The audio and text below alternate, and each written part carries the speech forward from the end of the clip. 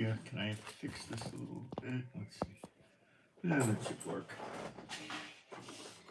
Okay, we had rain all morning. I'm miserable. I couldn't really get outside. I hate it. I'm not a fan of rain. um, so today's the 25th of March. It's a Saturday. It's 9 o'clock in the morning. And our weather will, I think the rain stopped. I put the little dogs out. If it starts raining, I'll have to run out and get them. But we're looking at a high of 83 and a low of 65 with partially sunny until the afternoon and then full sunny. So we should be all right, I guess. The rain's probably over. It was really annoying. Like, we don't have rain this time of year. It's just not normal. It's just not typical. It's maybe Jubilee. We don't get rain this time of year. Usually around March, it's over. End of March, you're done. This is very unusual. Okay, I'm going to go into the chat and put my posts up, which is my normal operating procedure. So please wait till I get my posts up before you post in the chat, if you don't mind. It's not going to be but about 2 minutes.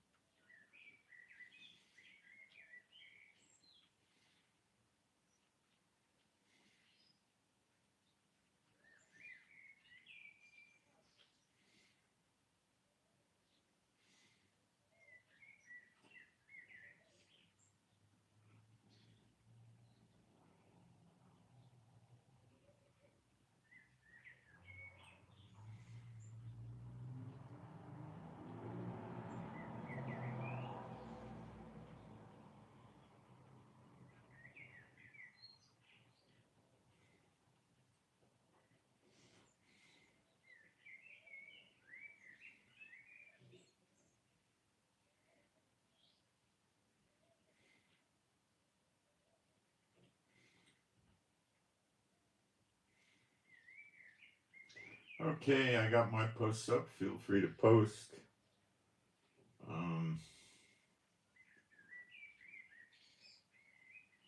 Not many people coming in yet. I'm a little early, I guess, but okay.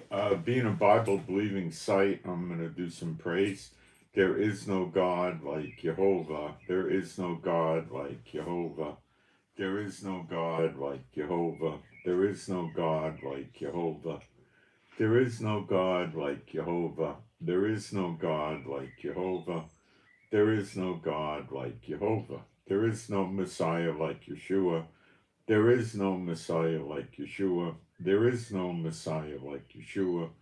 There is no Messiah like Yeshua. There is no Messiah like Yeshua. There is no Messiah like Yeshua. There is no Messiah like Yeshua. All right, let's start with some intel, as the preppers, survivalists call it, about what's going on here in Israel and the world.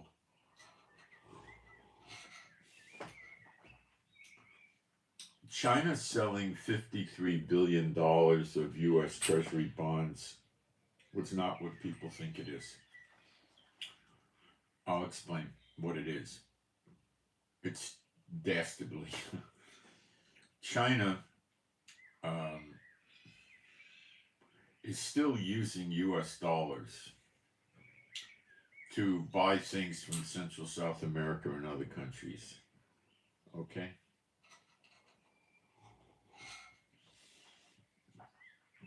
And they're still accepting U.S. dollars. What they did is they took their money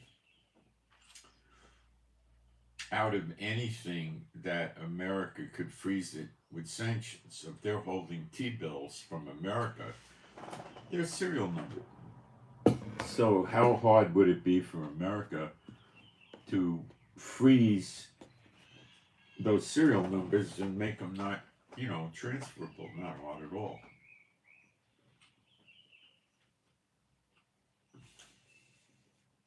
So they're still using dollars, they're just using their own banks.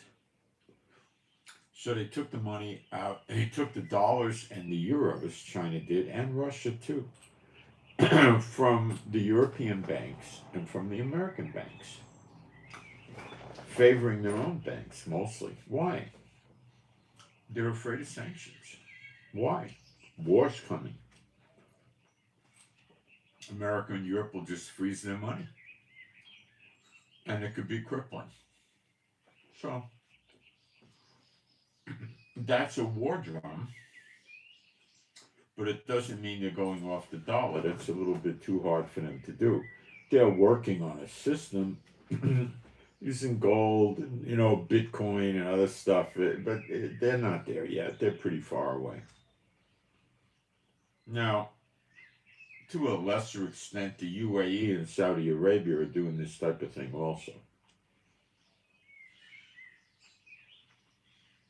China and Russia knows that they're going to have a collision course with America pretty soon, and Europe. So they don't want to have their money grabbed, that's all. Is Iran doing the same thing? Beats me. Probably doing something like it as well, I don't know. They don't have a bank that they could use reliably. I don't know what they're up to.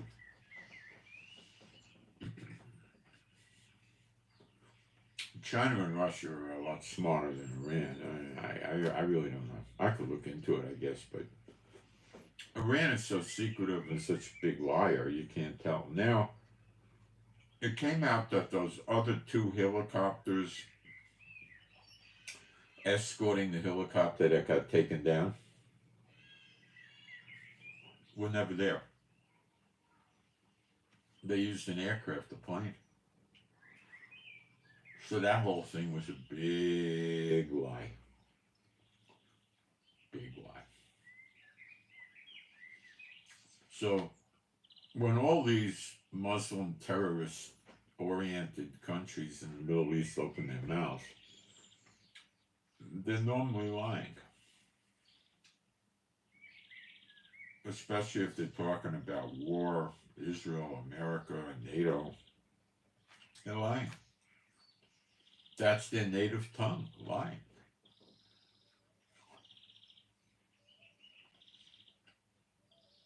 Okay, so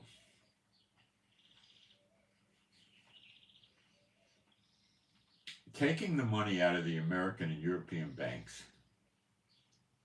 hurts Europe and America pretty seriously, and I'll explain that to you. Let's say China has $1 million in a bank in America. With their bogus, fraudulent money system, the American bank with $1 million deposit is going to loan out something like $8 or $9 million against the $1 million, a fractional reserve thing.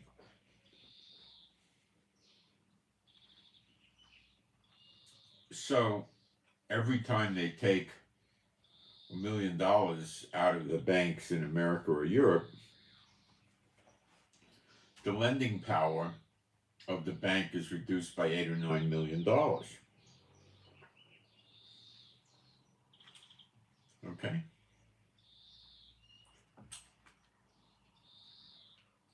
That means the bank can become what's called insolvent. They don't have the proper ratio of hard currency against loans. So the first symptom is they can't make new loans.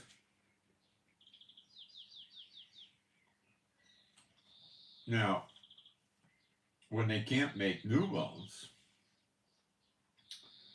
that means a lot of things go down. Like the first to fall apart is housing. And then other things. All kinds of loans. So that starts causing a recession. Okay? And that causes bankruptcies, and that causes bank failures, and then they merge the banks together, with their friends at the big banks. You know, those are their buddies they went to Epstein Island with and stuff. Usually, you know, that kind of person. And they after they destroy the little banks, then they take the big banks and to thank them for absorbing the portfolios from the little banks, they give them a bailout package from the federal government. They just run the printing presses wild and they make them solvent. So the big spots get blessed by it. The people suffer. The smaller banks suffer. And that's the way of America.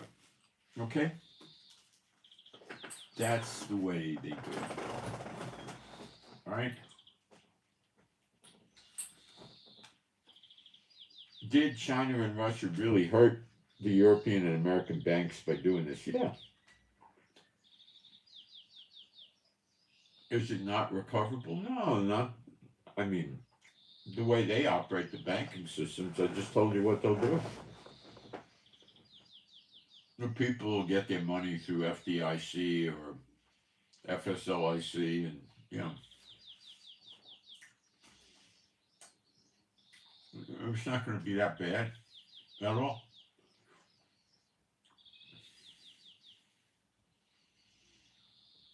I don't know if Biden can understand this.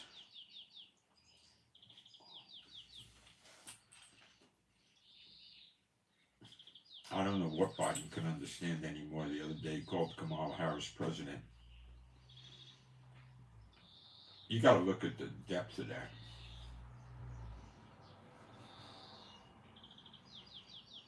All right. So much stuff is happening every day now. It's unbelievable. So the Houthis, I think 2 days ago, attacked 3 ships.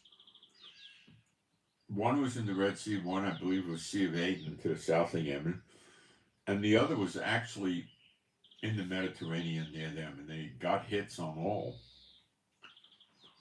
And the Americans are not really talking about that, but it's out there. So what's Biden going to do?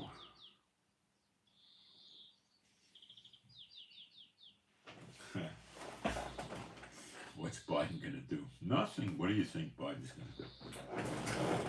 Biden's going to make a vain show.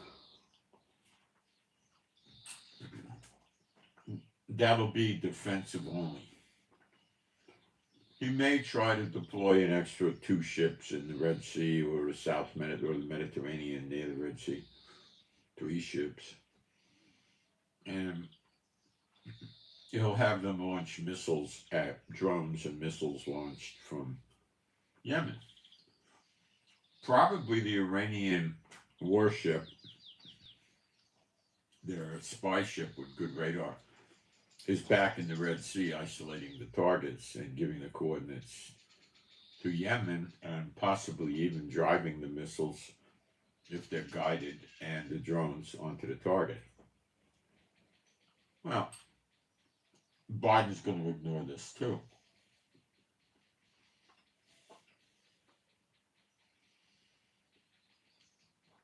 What the Americans either understand or don't understand is that just taking defensive action against the Houthis doesn't bother them. They just sit there and say, well, they knocked the drone down, they knocked the missile down, tomorrow's another day. They don't care. They can't accomplish much by bombing them because they're heavily underground. They took out their radar, and the Iranian warship is using their radar. Will Biden take out that Iranian warship? Probably never.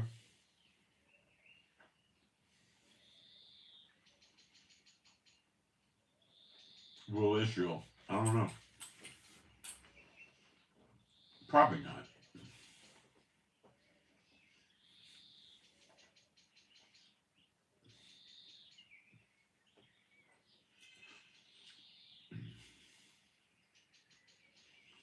Now they're attacking let's say there's a company called Acme Shipping Container Company, right? And 2 months ago, they sent a ship to Israel to deliver goods.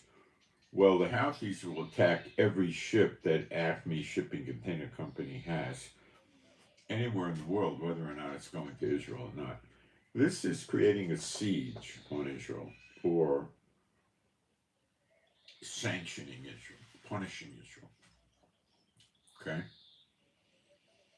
They don't want any goods going in or out of Israel.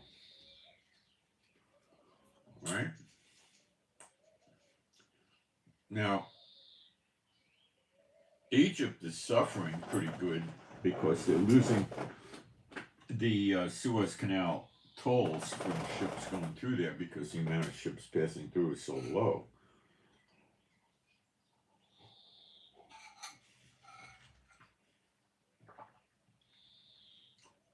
But they seem to be sucking it up for the war to get rid of Israel.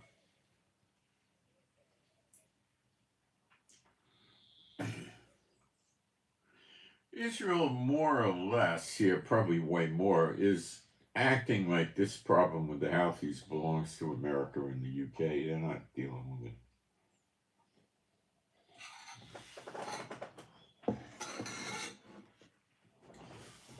If the Houthis do manage to land missiles in Eilat and cause damage, Israel will very quickly realize it's this Iranian warship if they're there. And then they'll take out the Iranian warship. But short of that happening, they're not going to bother.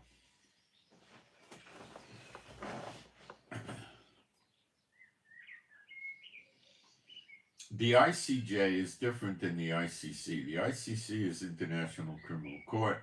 ICJ is International Court of Justice. They do intend to issue arrest warrants for Netanyahu and Gallant, the Minister of Defense, plus 3 Hamas stooges in Gaza.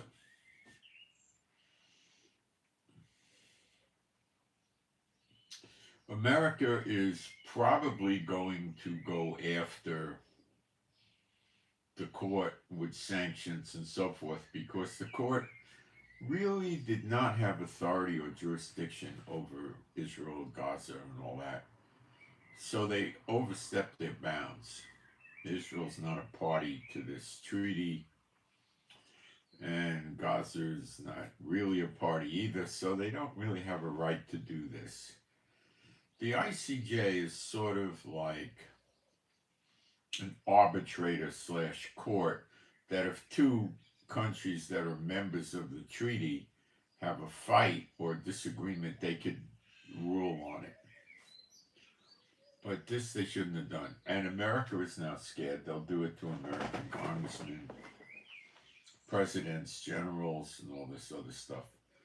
So they are going to put sanctions on these people at the ICJ and take as much severe action as they can against them.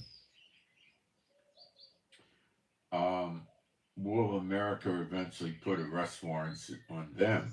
It could get to that point. Not until they try to put arrest warrants on Americans, then they'll do it to them. Some countries said they're not going to abide by these arrest warrants, but quite a few countries said they would, including a major political figure in the entire European Union, saying they have no choice but to obey it. So you could see that Israel, not so slowly, is getting battered around pretty good. And it's going to get worse. And fast. And more intense.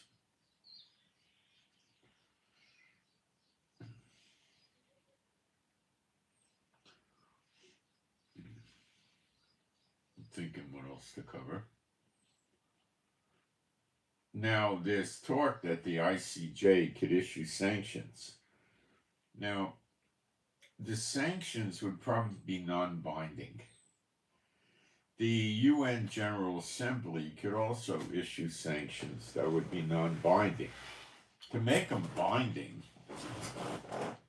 they would have to get the UN Security Council to approve it without any vetoes, and the chances are that UK and America would veto it, and other countries, and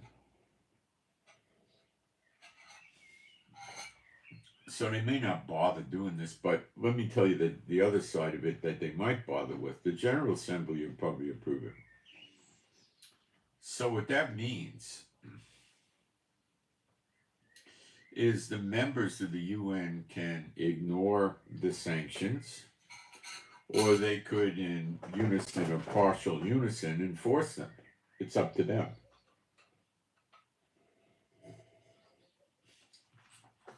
There's no law that you could go after them for putting sanctions on another country. That's not genocide and stuff like that, and countries are pretty much free to do that.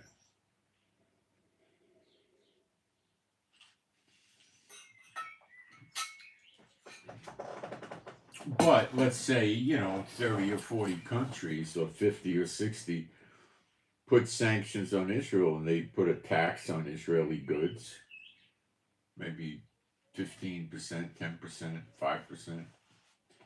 And they say certain goods are not allowed to be imported into their countries, like anything made in the West Bank. Or they could just say no goods from Israel can be imported into our country, period. So yeah, they could start hurting Israel economically. Pretty badly. Without any UN Security Council resolution. Because most of the UN countries hate us, and they would just go about their merry way and stop importing anything from us and stop selling anything from us to us. Because the Houthis knocked down, I think now they're up to 5 Reaper drones, or they got, I believe, a total of 5 Reaper drones were knocked down. India canceled a very large order with America for Reaper drones, billions of dollars.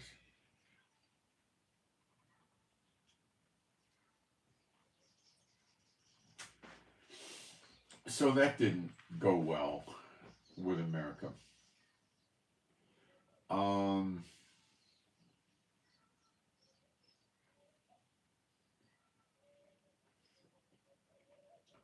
What we're going to get from Iran after the death of their president so far has been not a lot.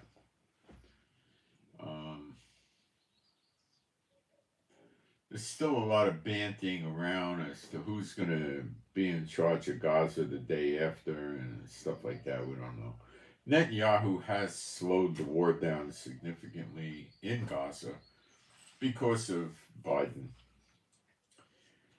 And now they're taking humanitarian aid in from a crossing in Israel, not from Egypt. It goes on and on with this stupid rhetoric, and they're playing around,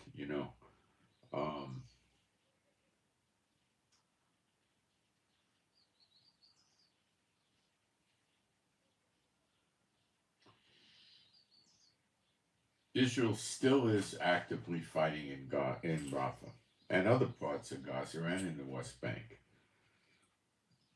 And Lebanon Hezbollah keeps launching missiles at us incessantly every day. I understand good 80% or 85% of the homes right by the Lebanese border are partially or totally destroyed.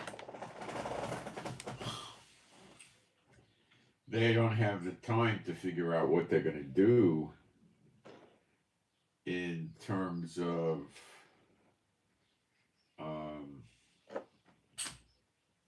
getting those people back in their houses. They're worried about a war right now.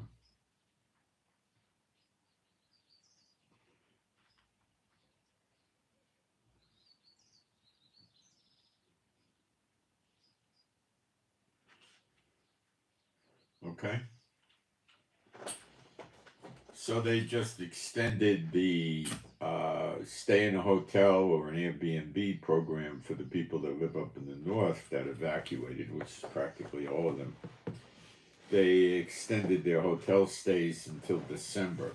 So they, in their minds right now, don't have a immediate need to invade Lebanon on the ground. So Netanyahu's taking a posture of, let Israel take 50, 70 rockets a day. What the heck do I care? You know, that's his position, and it's a pretty sick position. I'll be right back.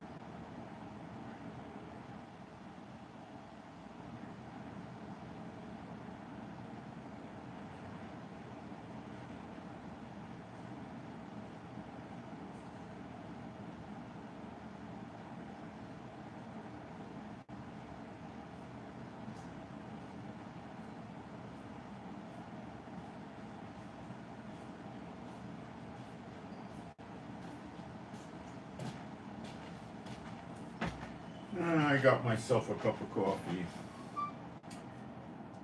Instant coffee. But a good one. Brazilian.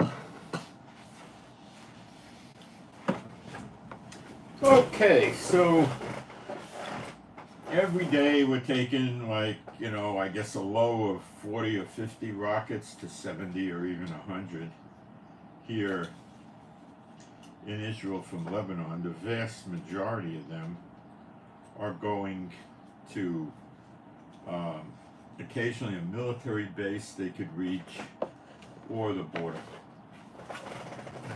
They rarely kill a soldier, but it happens. And even more rare does a civilian get killed. Most civilians are not up by the border anymore. They've been gone for many months. The people that evacuated from the south near Gaza have been back for months, most of them. All right. Netanyahu is just a horrible leader, and the people like the corruption. They call it protexia, where they get better treatment than the other people. Of course, the corruption, all the sickness, and that's it. Now, I keep emphasizing this, and you got to learn it, okay? I'm going to say it again.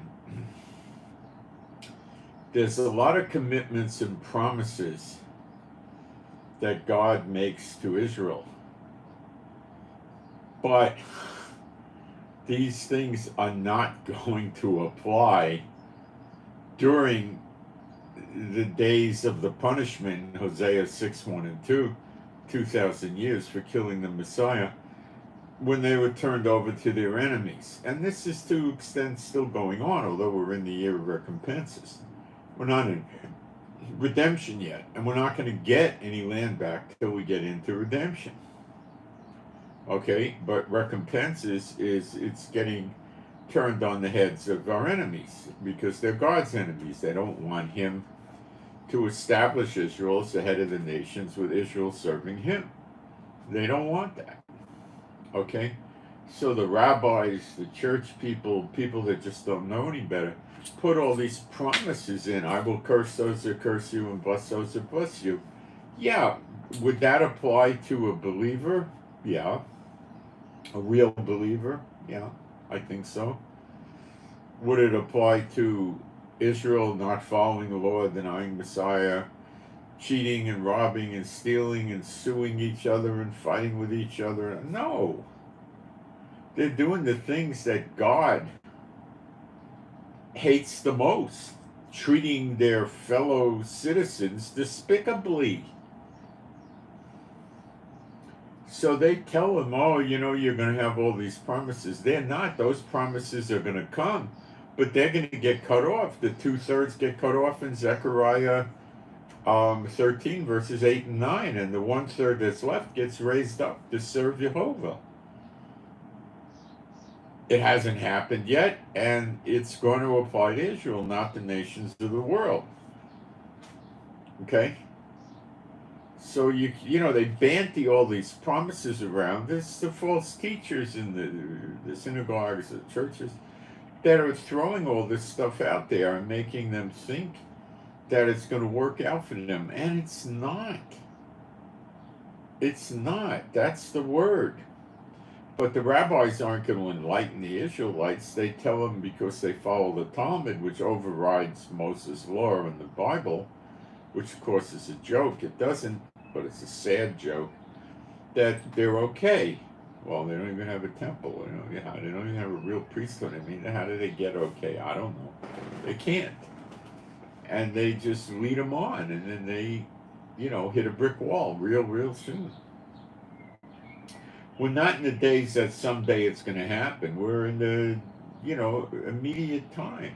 We got days or weeks left. I wouldn't go so far as to say many months. I would say days and weeks. Okay, so the day of vengeance is associated to the year of recompenses, and it's associated to the year of redemption. So that means they have an overlap, probably that one day, maybe more than that one day. Okay?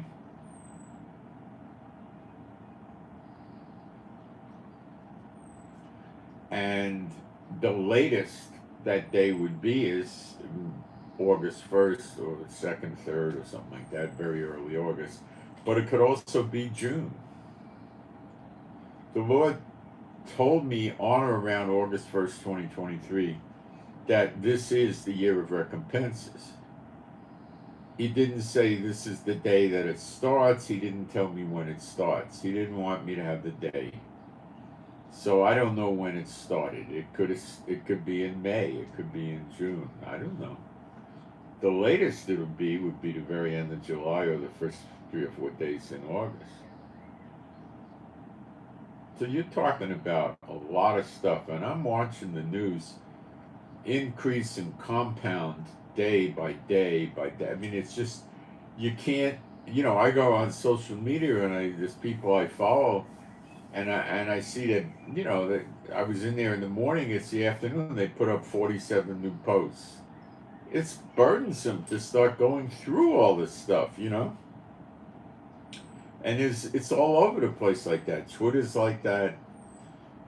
It's just loads of that. Now, what also just happened is somebody, probably Ukraine, took down the Russian early warning radar systems, which were probably on the part of Russia near Ukraine. But I didn't get any specificity about that. It could be around the whole country.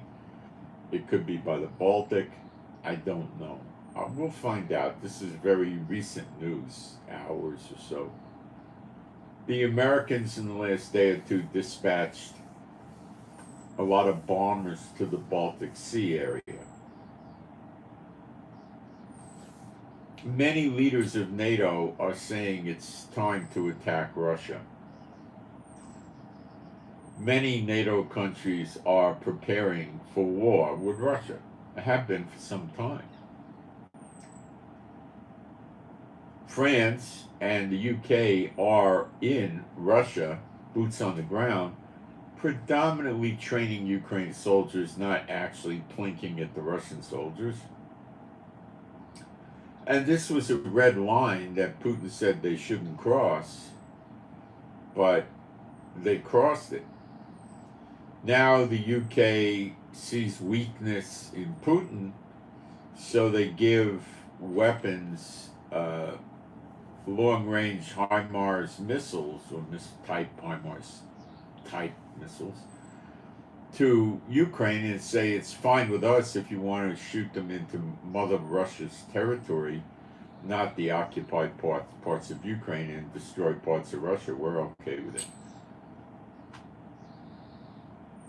Then Putin said if Ukraine shoots one rocket into Russian territory, he's going to attack the UK in Gibraltar, the Falkland Islands, which is near Argentina, and Africa.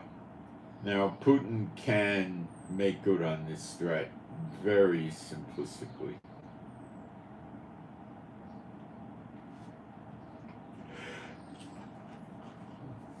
All Vladimir has to do is deploy some of his long-range Tupolev bombers, which are crazy bombers. They had them in Syria years ago, and I heard them. They're the loudest plane I ever heard. They got 2 propellers on each engine. They got 4 engines. One propeller, I don't know if I can't remember, the in or the out, it goes clockwise. The other goes counterclockwise. It's a very unique type of running propeller planes. It's a turbo engine, so it has a turbo. It's a. So anyway, it can break the sound barrier. It can go more than 750 miles an hour. I think it gets up into the 800s or something like that. Not that fast, but it breaks the sound barrier. So it's pretty difficult to tag it with a missile. I don't know how good a counter missile systems are. I don't know. But they could get the Tupolevs launched from wherever it's convenient for Russia to launch them, and they could get the UK sites. These Tupolevs go a long time.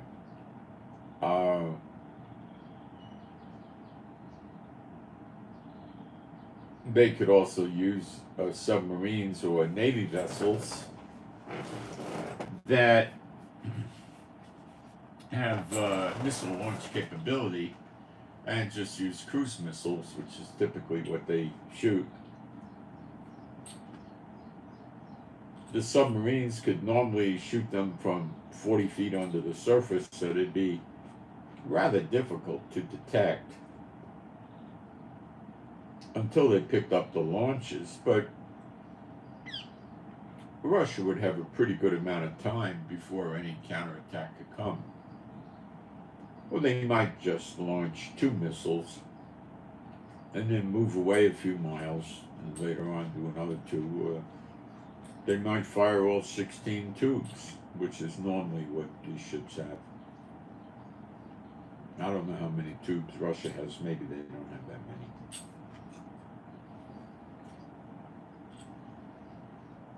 So Gibraltar is right by the water, and Falkland Islands is, of course, like Gibraltar, surrounded by water, so that's easy to do from submarines or surface boats that launch missiles. What would they hit in the Falklands and Gibraltar, and also parts of Africa where the UK is dug in there? Well, I guess they would hit radar, military airstrips, aviation fuel depots,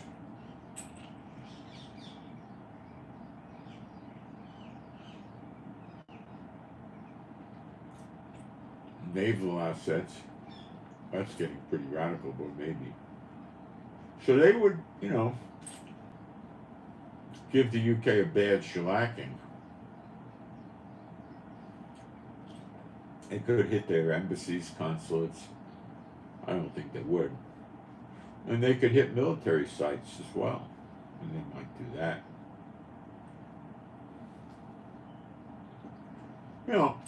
If they send a barrage of 8 or 10 missiles into one of these places, it's going to cause widespread panic, and people are going to want to get the UK out of there.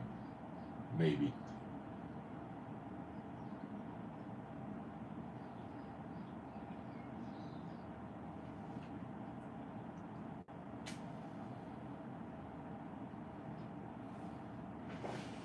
So I'm thinking Putin's going to make good on this threat, because it's not going to necessarily lead to World War III. NATO is not necessarily going to do the all for one and one for all over these territories of the UK versus an actual attack on UK homeland.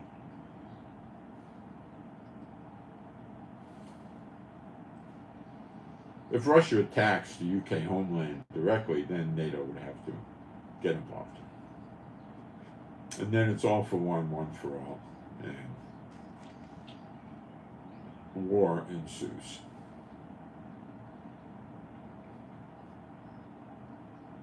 It may come to that. Putin has numerous times threatened to attack the UK mainland. China's threatening the US now, directly. When China surrounded Taiwan with boats, I think it was 2 days ago, there was 36 or 39 boats surrounding Taiwan. I didn't realize the magnitude of that. So how many boats would America need to stand a realistic chance against 39 or 36 Chinese warships? Not 4 or 5 boats like what they have there now. Maybe if they had 15 or 20 boats, they could hold up. Remember, China has an air force that's going to be bombing the enemy at the same time.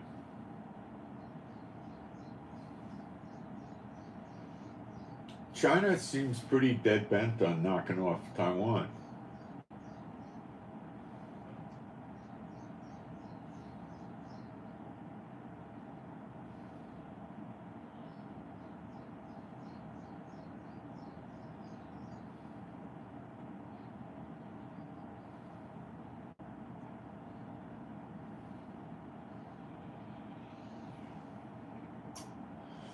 So tensions are very, very high, all over the place.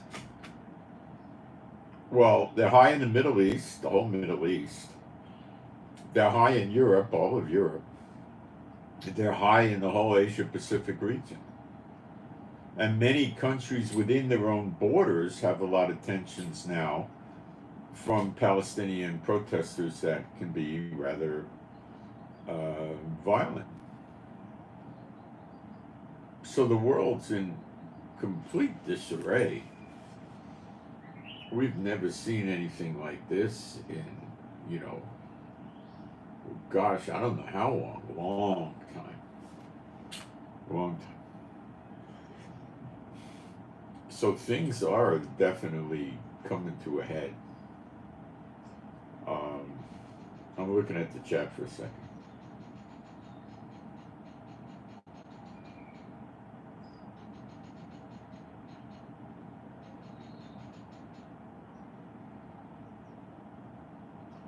All right.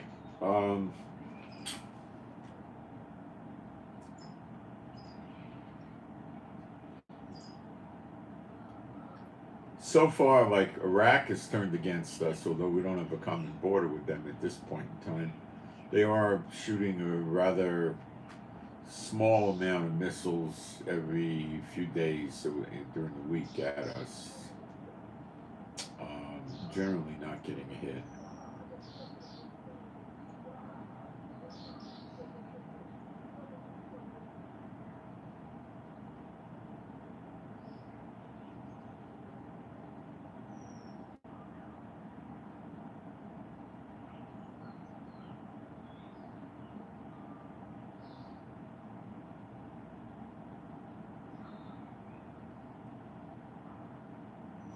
Okay. So let's shift over to the whore of Babylon. Babylon being the United States. Let's take a look at what's going on. Why does Satan want the beast to replace the whore? The beast and Satan get along fine. All right? So let me prove that to you first.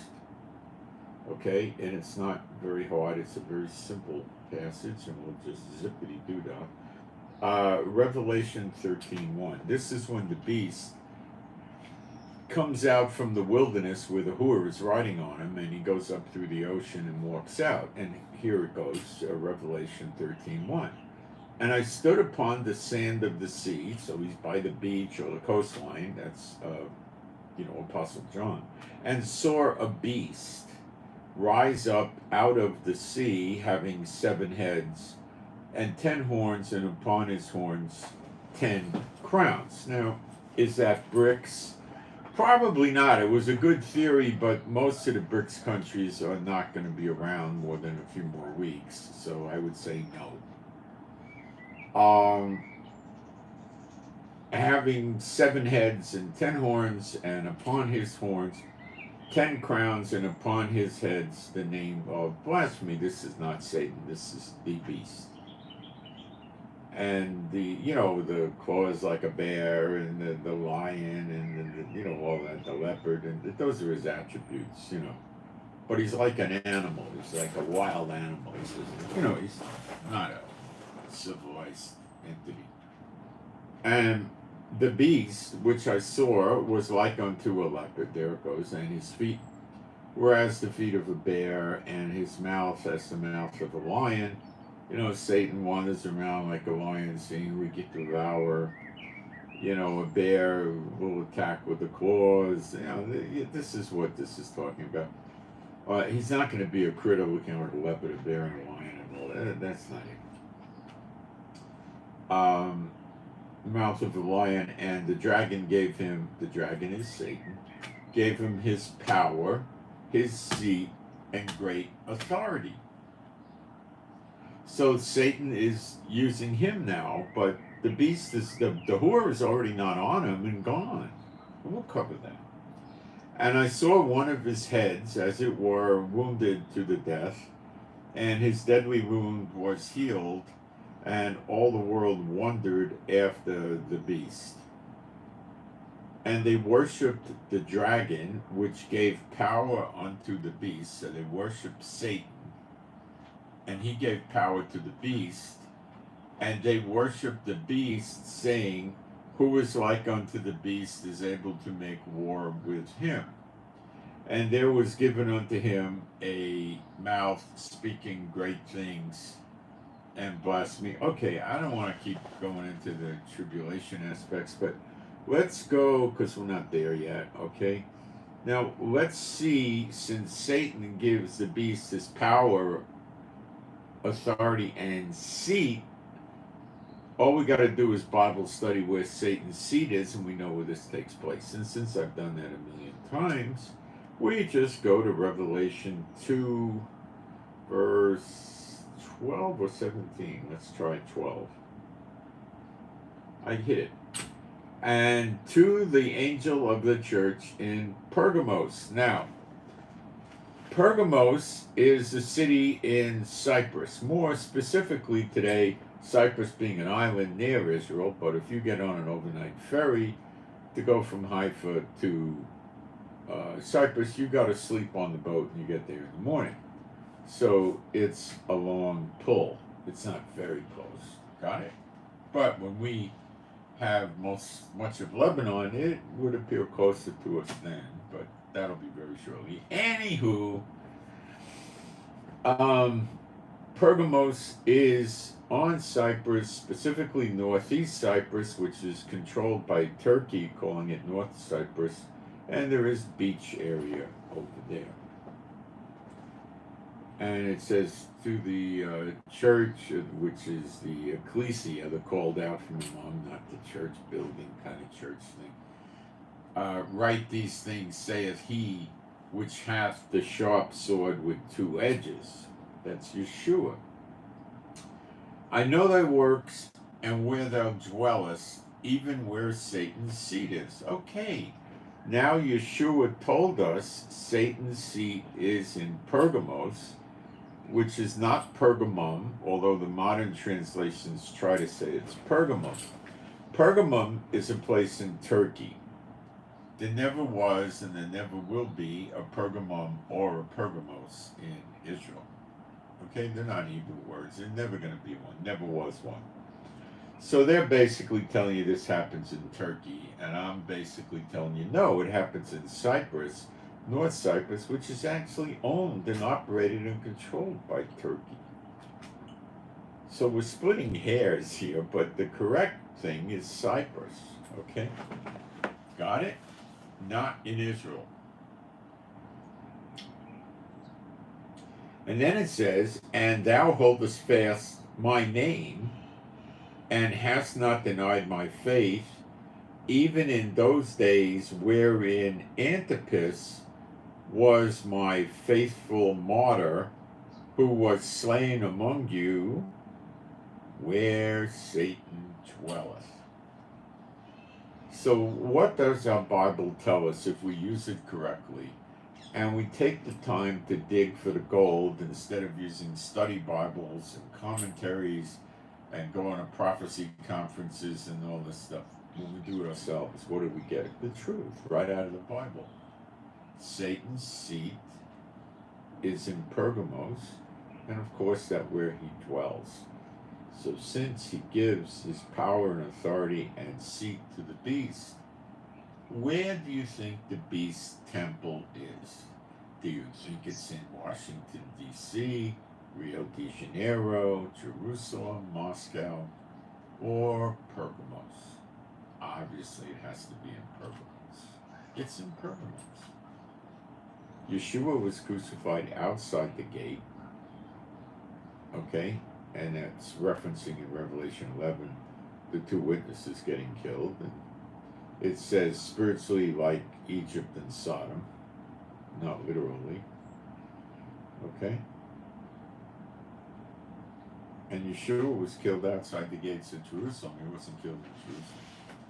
So if the beast and if the two witnesses go to the beast's temple, which is where I think their bodies lay, not in Jerusalem,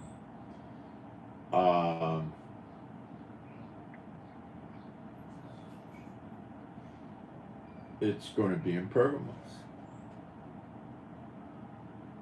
But that stuff's way down the road. We got to worry about Zechariah 12, which is going to happen just days away.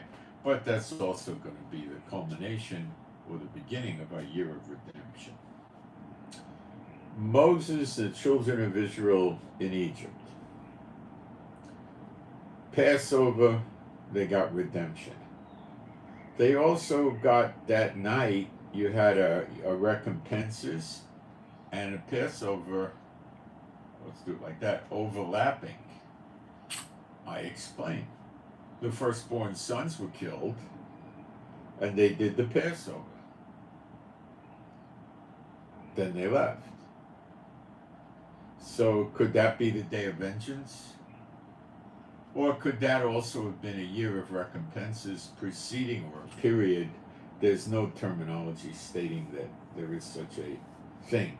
But by looking at the hits, which the English world calls plagues, it's really, the word is a hit. Like, okay, the hits on Egypt, first of all, you can't figure out what period of time it covered.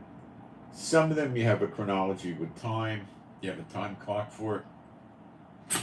Some of them you don't.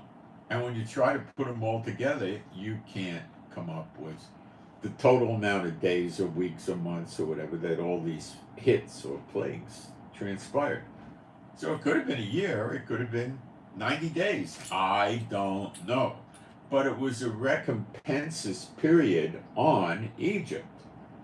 They were getting clobbered. You had hail, you had water to blood, you had locusts, you had boils on the skin. I mean, you had darkness. They couldn't go out of their houses, yet Israel had light in their houses in Goshen, but outside it was dark. So, I mean, it was just remarkable. And then the last thing God did was kill the firstborn males of the animals and the people. And that didn't make the Egyptians feel too wonderful, did it? No. They sent them out with offerings. Here's some clothes, some food, some silver, some gold, some swords and shields. And they came out, they were an army.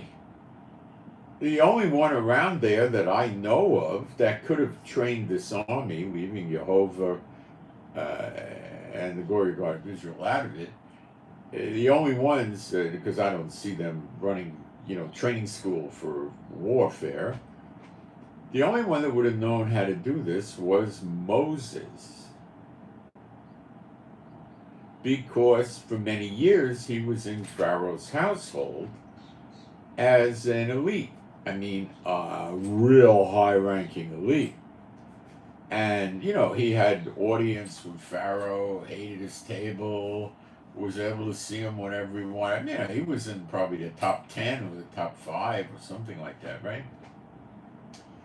So they normally would train their elite in weaponology and warfare. Weaponology is how you use a sword, how you use a chariot, how you use a shield, a bow and arrow, all of this stuff, right? And also warfare. What about catapults? What about siege works? What about fire arrows? What about how do you feed an army? How many slaves do you take with the army to supply food for them? And what about, medical care? And, the Romans used to carry a medical kit with them. And they had animal cord in there that they would use, like if, let's say, an arrow hit them in the abdomen or something like that, they'd pull the arrow out. They had various disinfectants in there, and then they would suture the wound closed. Now, they probably had somebody do it for them because they'd be screaming bloody murder if they were doing it to themselves. So they probably drank a bottle of wine or had some mead or some higher alcohol content liquor, or they had opiates, because opiates existed back then, I'm sure. And they got themselves anesthetized the hard way, and then somebody, would disinfect it and sew it up. Now, I don't think that did a lot of good for internal bleeding so much, but with a lot of wounds, it would help many wounds because it stops the bleeding. So they would learn these things. The elite in Egypt would know how you feed an army, how you flank, how you get away, how you surprise an enemy. They would be sitting there, and teachers that Pharaoh probably had that traveled all around the world learning such things would educate Moses and probably his son privately about how to manage an army and run wars. They probably also learned about economies and crops to some extent. I'm sure they didn't go out and grow rice themselves, but they probably knew the basics of an economy, how to run and structure a government, maintain control, and all this kind of stuff. And Pharaoh had nothing better to do in his time and money than just build these massive monuments to himself using slaves. These idiots were trying to do a number of things that were all basically idiotic. Put their wealth in their tomb with them for the afterlife. Never worked. Grave robbers would get it all the time. Preserve their body with embalming. Egypt was pretty good about that before the rest of the world.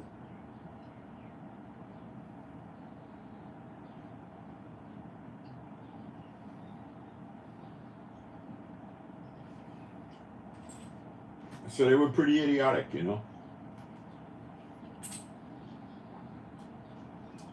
And they wanted to perpetuate their name. And some of these pyramid things are still there today. They survived. They were a very demonic country.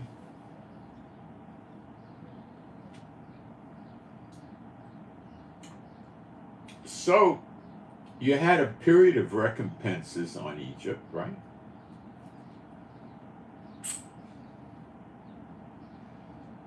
They got pounded.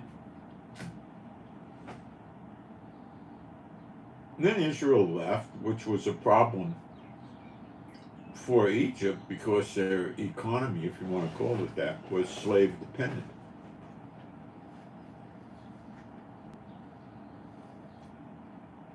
So without the slaves, they were in trouble.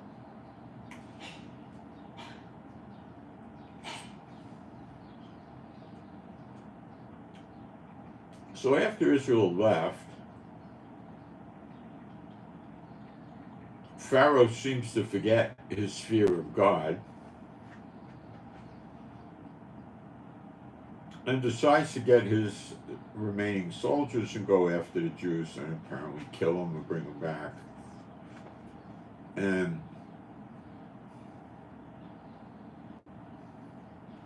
the Israelites go into the Red Sea.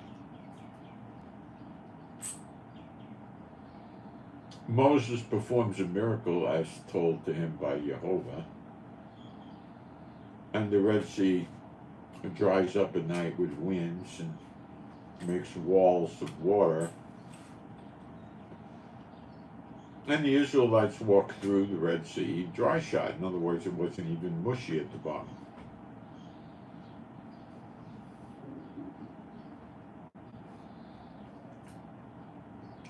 Pharaoh Shmukalovich shows up at the Red Sea and says, "Oh, look at this, it's open. Their God must have opened it, and it's dry. I'll just get our guys, we'll drive our chariots through, catch them and kill them, or take them prisoner, whatever."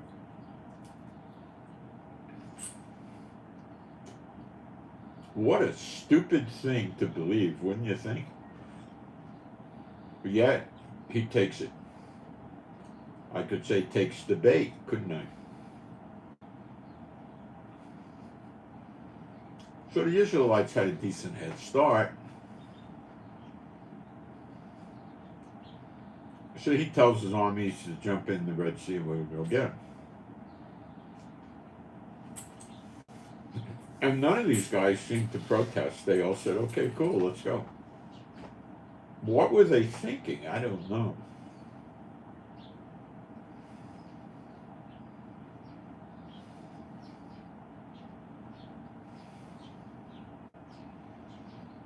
So when the Israelites exit the Red Sea, which was before Pharaoh got to the other side,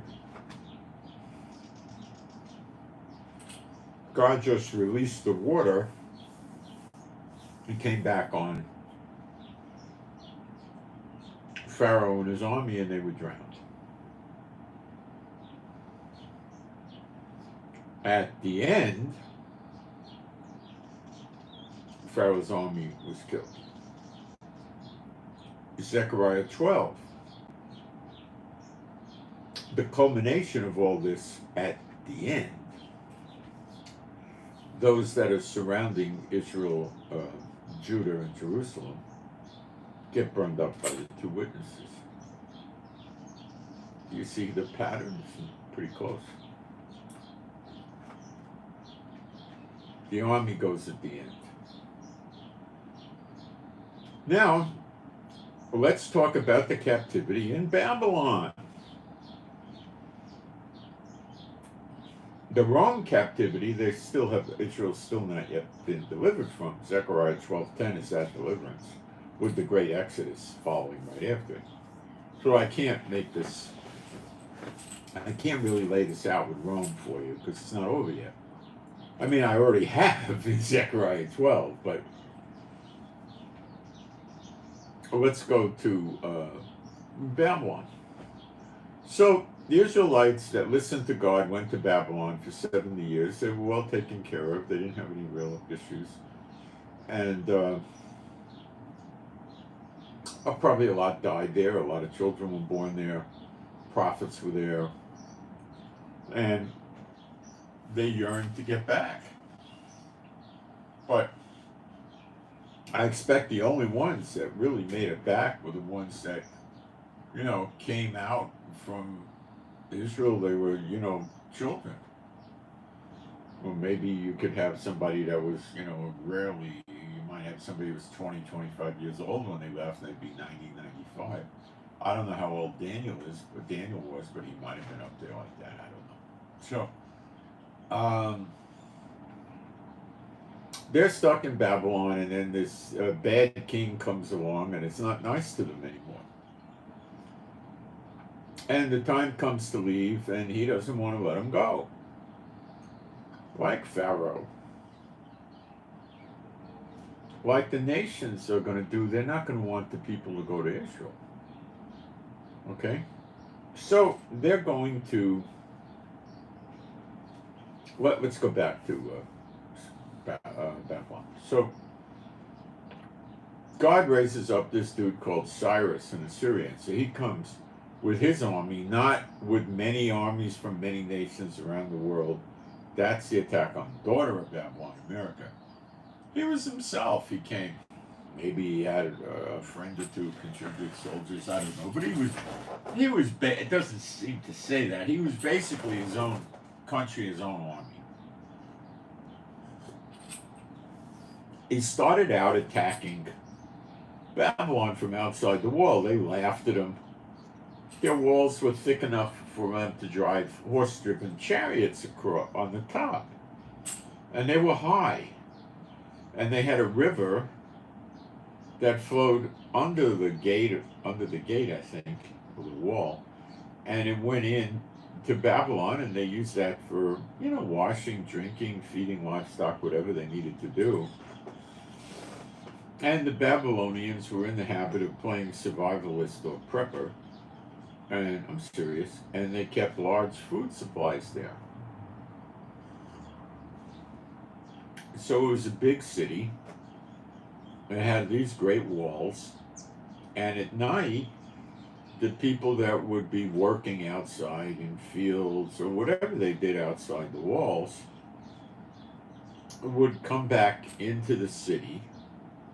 And at a certain hour, I don't know what the hour was, they knew it, the soldiers would close the gates, And they kept watchmen out, but it was probably loosely defended at night because it was like, how are you going to attack this thing? It was so grandiose.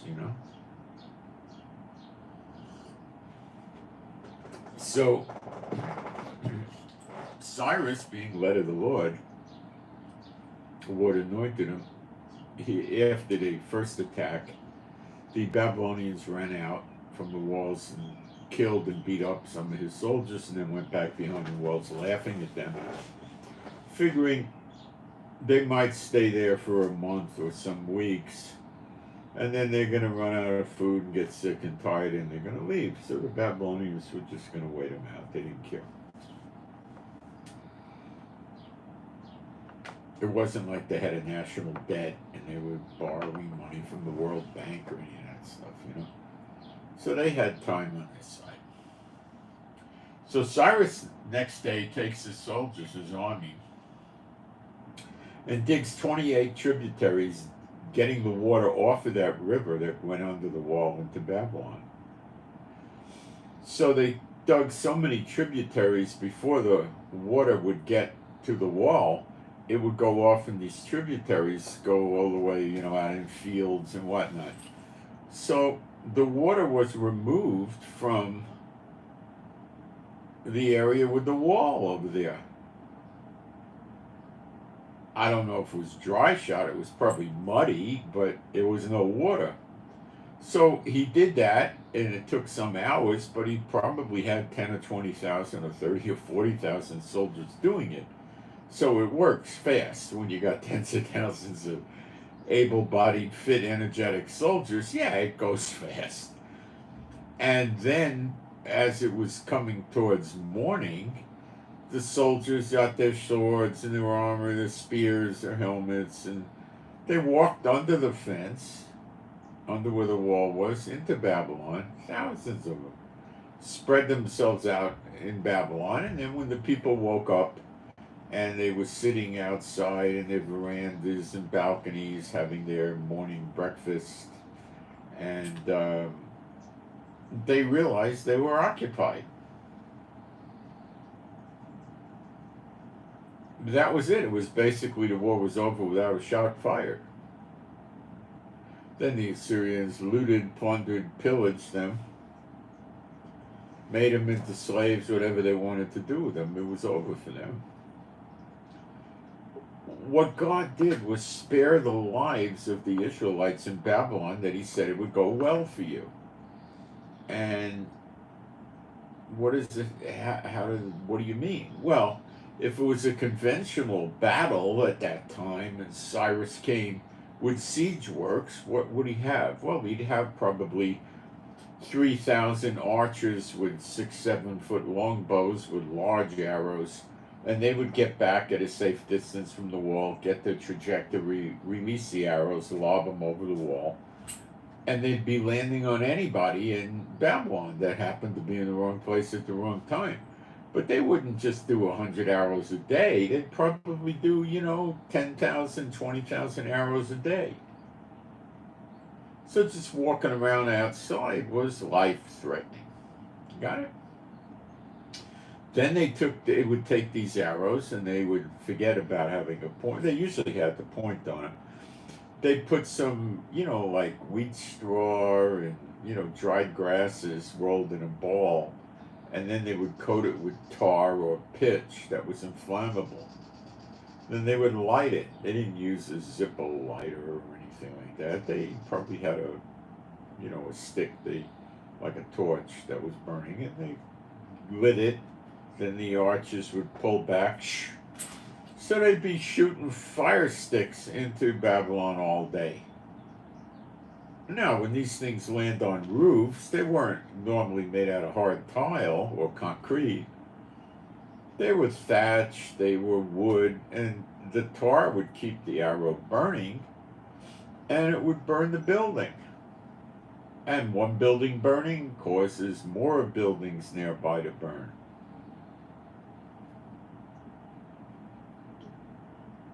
Then they used catapults, which would mean Jews would get killed. Then they had catapults. So they'd take a big rock maybe 400 pounds or something like that. Put it in a great big catapult made out of wood with big thick ropes for tension, and they'd launch it with a thing of flip it, and the catapult could be 40, 50 feet long. I mean, it was a big thing, and they flip it, and it would break the wall. It would land inside the wall, killing people. And then another trick they had was they took a big ball the size of a 300-400 pound rock, and they made this big ball out of dried grasses and dried wheat and stuff, and they put tar around it. Okay, they probably had a ball in the center, maybe like a big rock or something, to give it ballast, and then they would put it in the catapult and light it a few seconds before they're going to launch it, and they would send that out.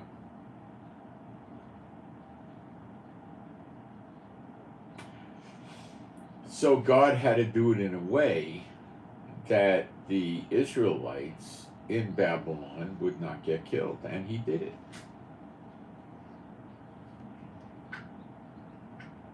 All the ones that went to Babylon in his mind, the way he said it, were the good ones. They feared Jehovah and they listened to Jehovah, and that was quite a hard thing to do, to leave Israel and go live with the heathens for 70 years. This was a rough thing, yet they did it. God respected them for doing that, and he saved them. Not one of them got killed in this war thing. And then Cyrus gave him temple artifacts, a letter of safe passage. I think he sent soldiers with him. He gave them money and sent them to Israel. And they came to Israel and they started going to work.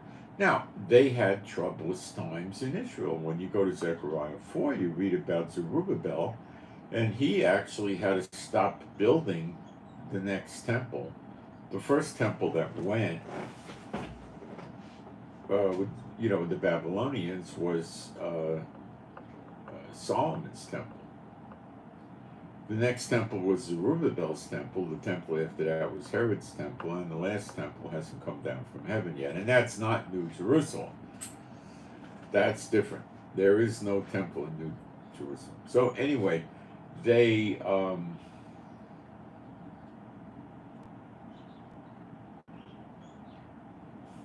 were favored of God, and he did not want them to have it bad, so they did not get killed or busted up in the war.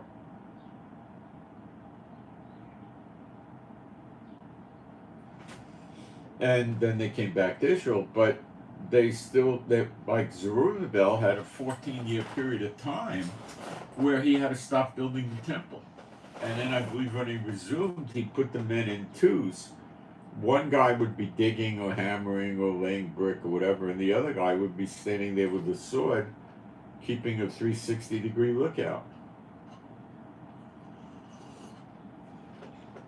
Then I believe they rotated. The guy that was, doing the manual work picked up the sword and the shield, and he bodyguarded the other guy while he did the work, because just standing around bodyguarding wasn't as strenuous as actually doing hard construction. And we're going to have something like that too. So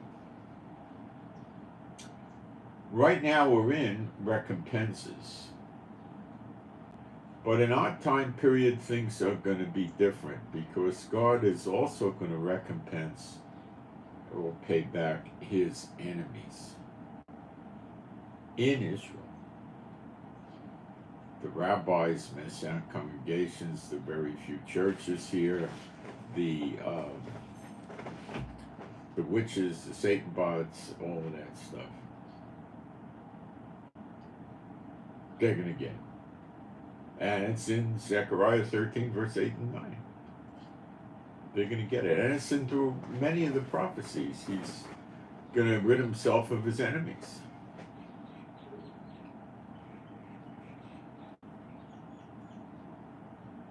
And then we'll come into redemption. And what a redemption that'll be. And then I think we're still going to have fighting and get our land back. Moses was, taken over by Joshua, and there was fighting, and the Jubilee year was over, and there was still fighting.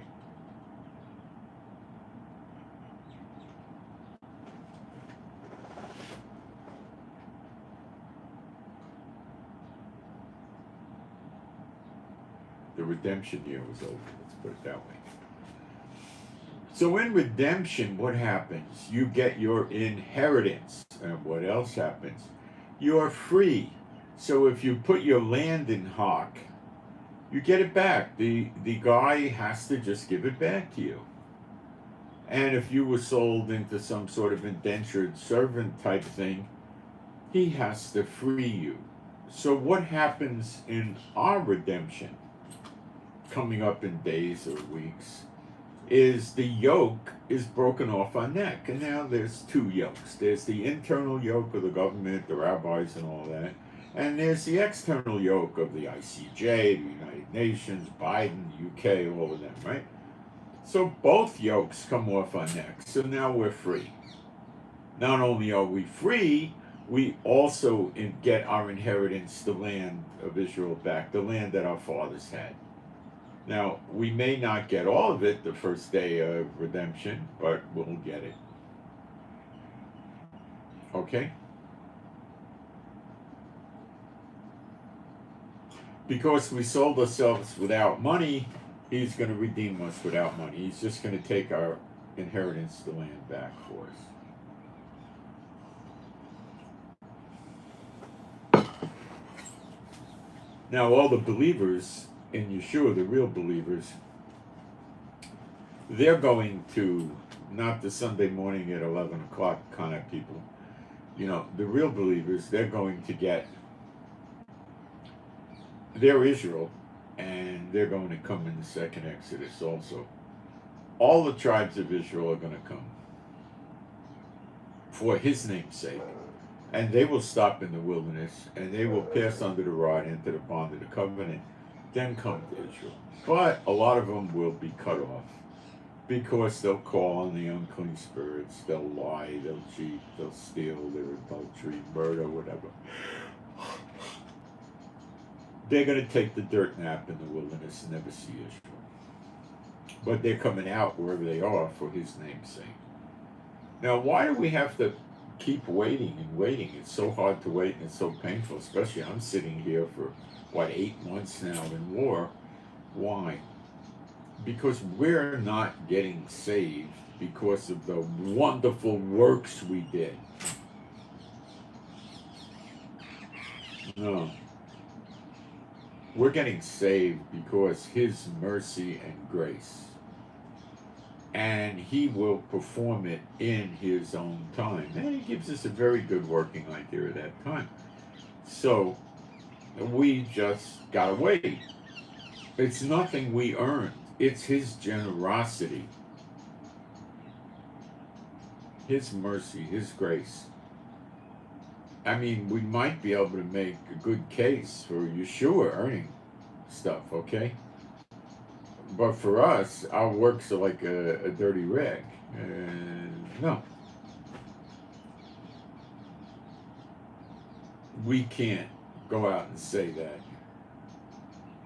We're on mercy and grace. So that's why we got to wait. But then what does he say? Those of you that wait upon the Lord shall not be disappointed. And you all have been waiting. Me too. And we're not going to be disappointed because God never breaks his word.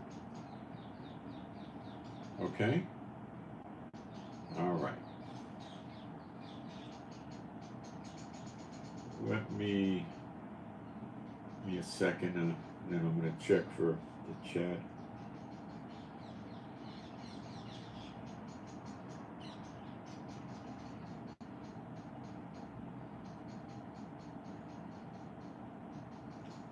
Let's see if I'm getting questions. You can put questions up in the chat. Okay, let's see what we got here.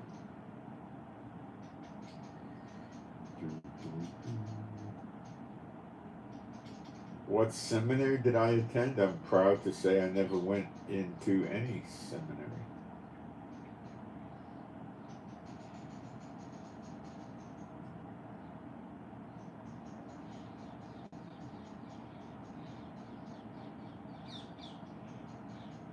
Okay. So we're going to go next and start examining the beast and what the beast and the whore are up to. And we'll jump into Revelation 17. And what I'm really going to try to do here, more than try to open the scriptures, which we've done quite thoroughly in the past, is to put in plain everyday English what the whore does and why Satan's displeased with the whore. But here we go. And there came one, Revelation 17:1. There came one of the seven angels which had the seven vials, and talked with me, saying unto me, Come hither, and I will show unto thee the judgment of the great whore. Wait a second, I better check the temperature. I got the doors out, so it's 75. It's not very sunny. It's still okay. They're okay, yeah. Come hither, I will show unto thee the judgment of the great whore that sitteth upon many waters. She's a whore because she tries to pull into adultery God's children and get them from worshiping him to worshiping a false god. You got that? That's important. That's her game plan. That's why she's called a whore, a spiritual whore, with whom the kings of the earth have committed fornication, worshiping her. She's Columbia, as in District of Columbia, or as in the Statue of Liberty, as in the Columbia Motion Pictures logo, some flat-chested thing that looks like a woman, but who knows what it is sexually, is holding a torch on a pedestal, elevated on a pedestal, dressed neutrally, not like a man or a woman, flat-chested with hair that's kind of weird for whatever sex it's supposed to be, holding the torch, come to the light. Then in the Statue of Liberty, we have the pillars, which is what you have in Greek and Roman temples. So it's a temple. And that thing is the same woman, I believe, standing on a pedestal, holding a torch, come to the light. And then you got the same woman thing with holding a sword and a shield on top of the Capitol building. And Columbia Motion Pictures gives us the clue that the Statue of Liberty is Columbia. Look, I'll just open that up for you very easily, and it gets deeper than that, but this is not very difficult to get into. Give me a second.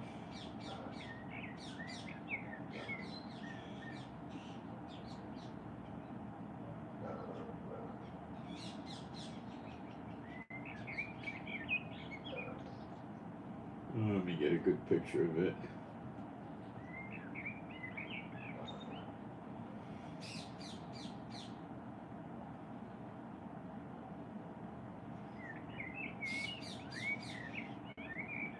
That's a lousy picture. That's a better picture. Okay. Columbia Motion Pictures. Woman without breasts. Funny hairstyle, can't gender this woman, or whatever it is, standing on a pedestal holding the torch. I believe it's a woman. And that's your Statue of Liberty. Okay? Holding the torch, the light, come to me, I'll show you the way, the light, right? You got it? Now, what we're going to read in Revelation 17 and 18 is that mighty city, that city. Now, Washington, D.C., we all know what Washington, D.C. is, right? But do you know what it means? What it stands for? It says Washington District of Columbia. So this district, Washington, D.C., is not in any of the 50 states. Believe me, it's not. It's a district administered by the federal government and owned by them, really. District of Columbia, their phony goddess, the daughter of Babylon. Saying it's her district. You got that? And we see an image of this on the Statue of Liberty, Columbia Motion Pictures, which gives us the name. And the Capitol building has this same schmuck woman up there. If it is a woman, I don't know. Whatever it is, it's a statue. It's a graven image. Woman, not woman. Who cares? Okay.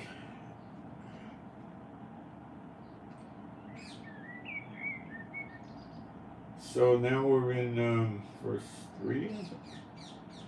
So he carried me away in the spirit into the wilderness, and I saw a woman sit upon a scarlet-colored beast full of names of blasphemy, having 7 heads and 10 horns. And this woman is sitting on the beast. That means she's dominating the beast. The beast is a beast of burden to her. She's the burden the beast bears. She's running the beast. Got it? And the woman was arrayed in purple and scarlet, and decked with gold and precious stones and pearls, having a golden cup in her hand full of abominations and filthiness of her fornication. And she's making the other nations to drink of this. And upon her forehead was a name written, Mystery Babylon the Great, the mother of harlots and abominations of the earth. Mystery Babylon the Great, mother of harlots, mother of the whores. She's the mother. Who's the daughter? The daughter of Babylon. It's a spin-off on the old Babylon, America is. And abominations of the earth.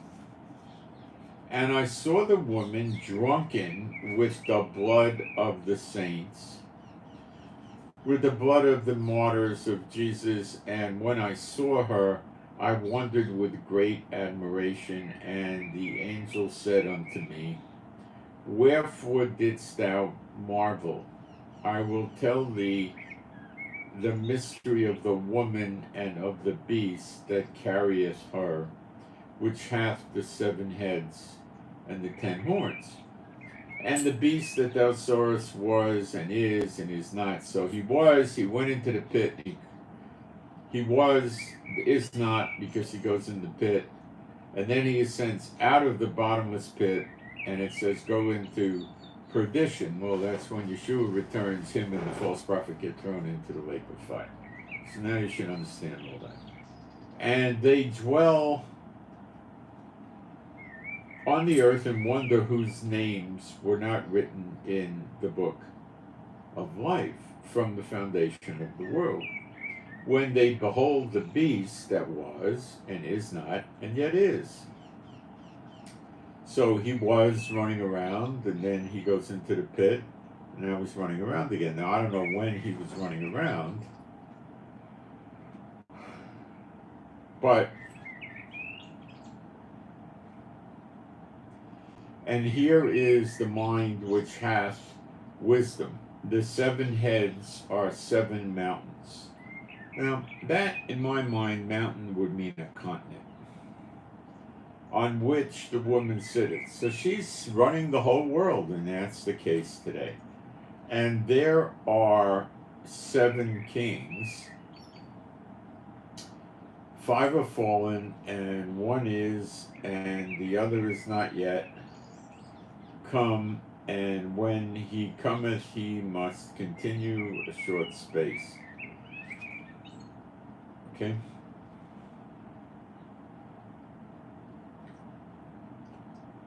And the beast that was and is not, even he is the 8th, and is of the 7, and goeth into perdition.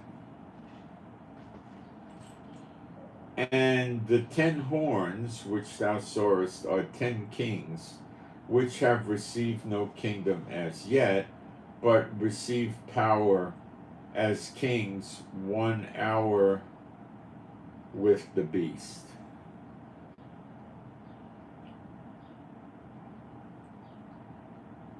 So they're not going to be in power very long, but that's using God's framework of what's a long period and what's not.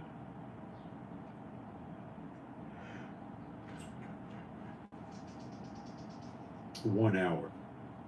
That's might be some years. These have one mind and shall give their power and strength unto the beast. These shall make war with the Lamb, and the Lamb shall overcome them. For he is Lord of lords and King of kings, and they that are with him are called and chosen and faithful.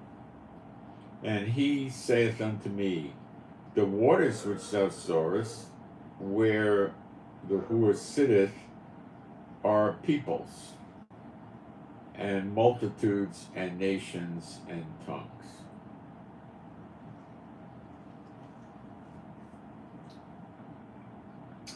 And the 10 horns which thou sawest upon the beast, these shall hate the whore, and shall make her desolate and naked, and shall eat her flesh, and burn her with fire.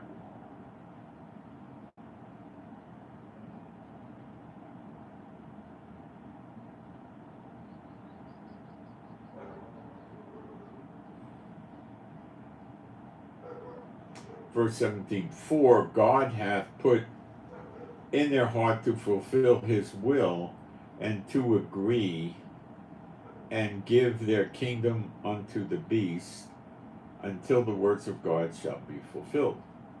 So they're going to get rid of the whore. Fire. Now, daughter of Babylon burns with fire. God kindles the fire. All right. Now, the way to kindle the fire is he could use these armies or these soldiers or whatever to do it. He could send fire and brimstone down, both, one or the other. I don't know.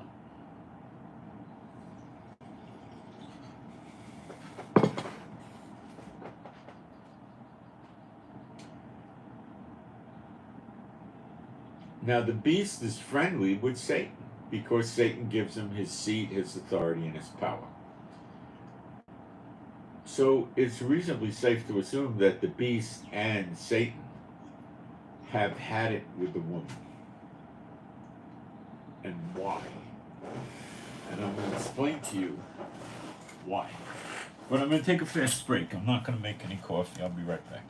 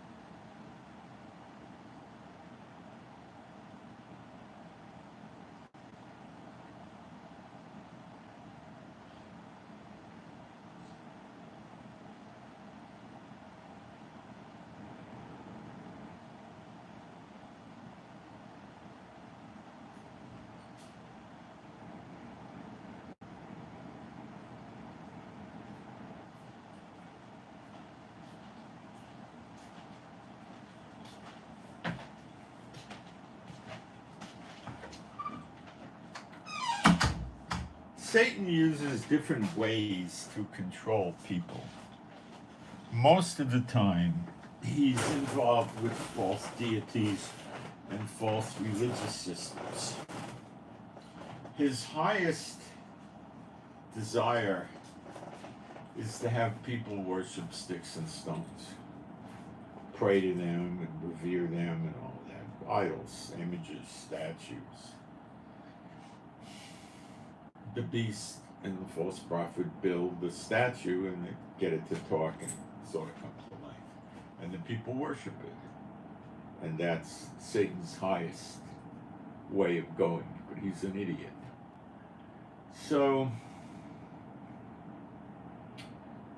let's start with the daughter of Babylon, which really got formed with the American Revolution against the British. The British was a monarchy, and this new movement the Hur was trying was democracy, well, they originally called it a republic. Well, the fraud with the republic or the democracy, they're not exactly the same thing at all, but I'm not going to get into the semantics. We're looking at the spiritual thing. Is in a monarchy, the king makes bad decisions and the people suffer, but the people didn't do anything wrong. Okay? So when the people cry out to the Lord, he gets rid of the king. So what did Satan come up with? He came up with a way to have shared guilt with the people of the country for rotten leaders. And that's called a democracy. Because when you vote for them, you become guilty for the sins they do because you chose to put them in office. That's why I won't vote. And that's why Satan likes a democracy. You can vote for the candidate of your choice, but you better believe Satan's going to make sure all the candidates that have any kind of anything resembling a chance to win are going to be servants of his, Satan bots. Okay, so he doesn't really care who you vote for because he wins no matter what. Okay?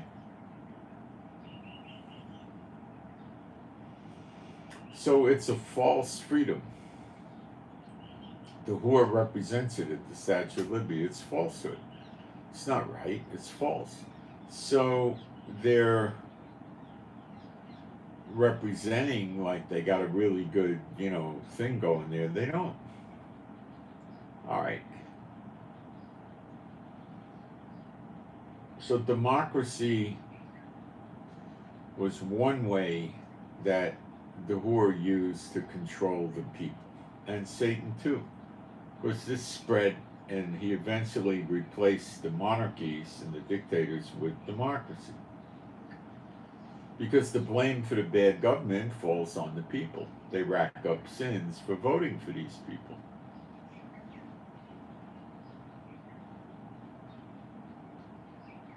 All right.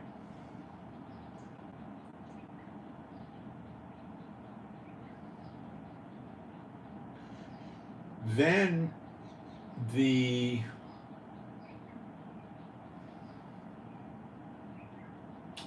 democracy called the Daughter of Babylon decided to break away from British government churches like the Anglican Church.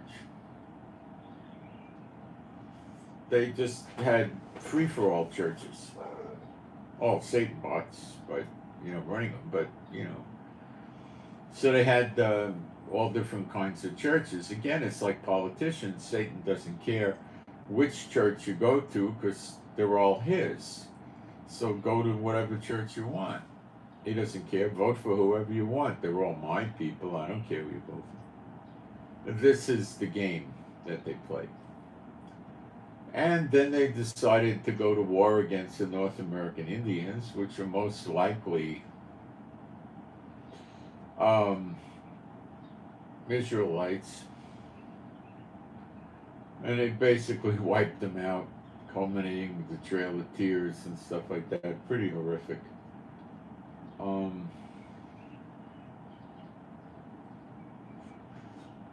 The other attribute of this Hur system is promoting false religions as a method of controlling the people. So you had the Catholicism in the United States, and then you had the Reform. So Satan was just doesn't care if you want to be a reformist or a Catholic, you're still his. So he got this reform movement up, which is churchianity without Catholicism, but it's still churchianity, not biblical. Read Galatians 5:19 to 21, and it says the people that do seditions and variants, which is different denominational statements and denominations, are not going to enter the kingdom of God. So that's what the Bible says, Galatians 5 verses 19 to 21. You want to come down on me, go ahead. I don't care. All right, so the church system emanated forth, as we see it today, heavily from America. It wasn't that big in Europe. It was predominantly Catholic and stuff like that. America promoted it very, very big, especially after World War II. You know, then they started with missionaries all over the place, you know, Egypt, India, crazy places.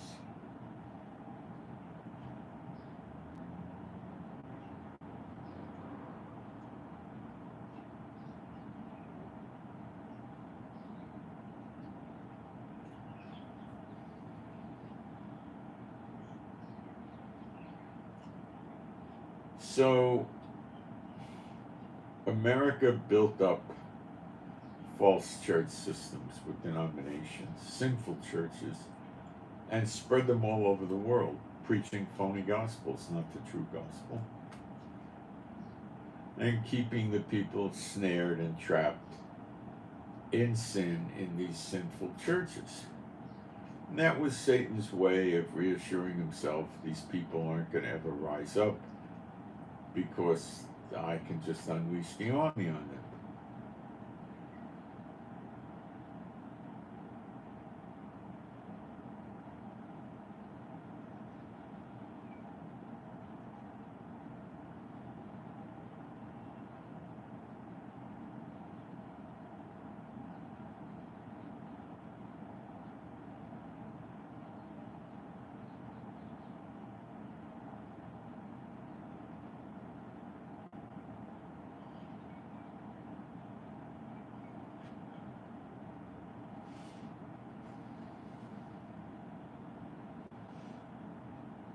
Trying to structure my thoughts here.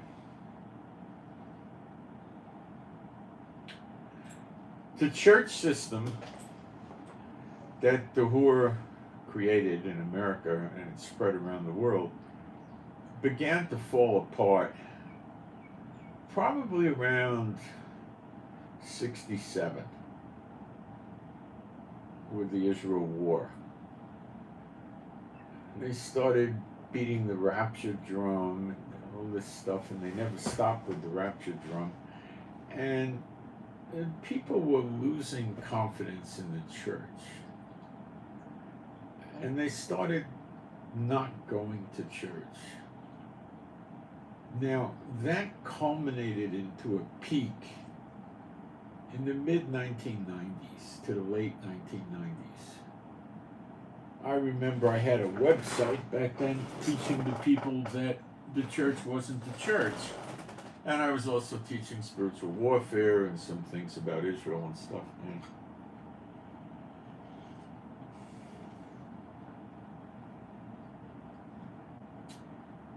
people were saying things like, I'm called out of the church. Well, you know, that's a good thing to do, but the phraseology is, yeah, you are called out of your church. Touch not the unclean thing. How can two walk together unless they're agreed? Yeah, so you could say that again.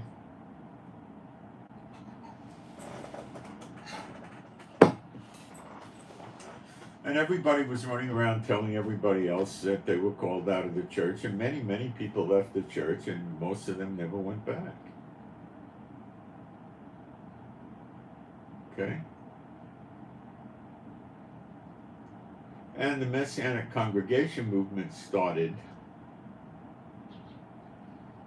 in the 1980s. And when it first started, it was real. Messianic Jews just opened up congregations and people started attending because they were sick of the churches. These were not Satan bots.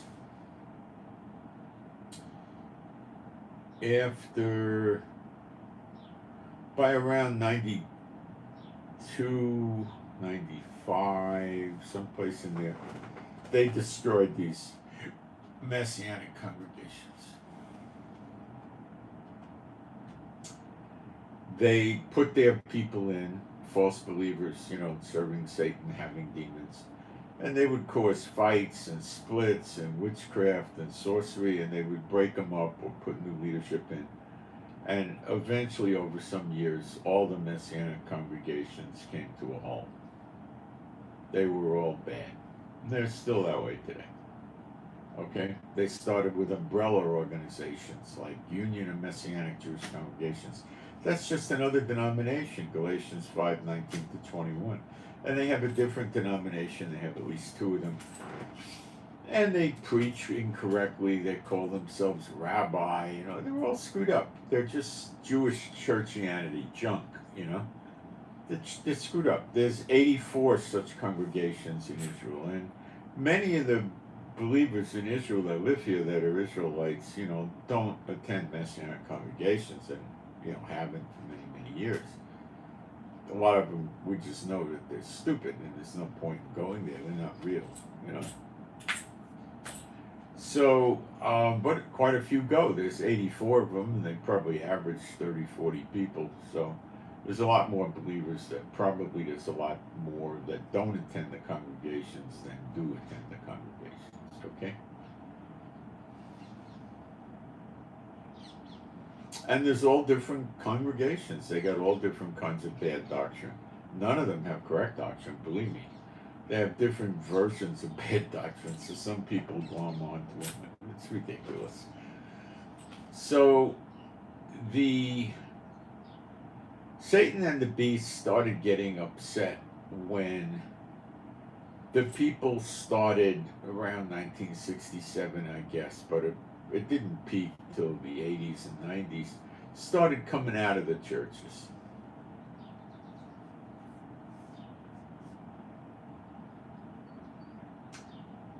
Now Satan's freaking out because he's got people that read the Bible, they pray, they might have the Holy Spirit now, and they're not under the covering. Under the covering is a demonic term they tell you they use, and that means you're in a satanic church and the demons are kind of, to some limited extent, are going to leave you alone because you're snared into this church. That's called under the covering.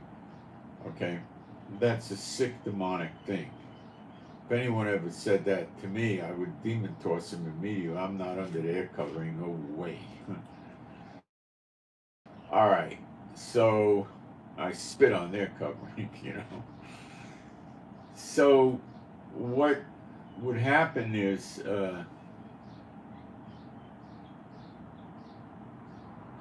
I shouldn't say spit on their covering. I would just demon toss to anybody trying to tell me that real quickly.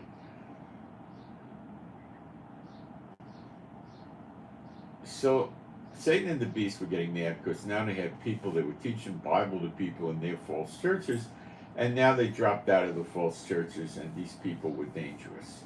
And some of you remember, if you're going to go back into the 90s, and how they would chase after you if you stopped going to church. They would chase after you relentlessly. I don't know if they still do.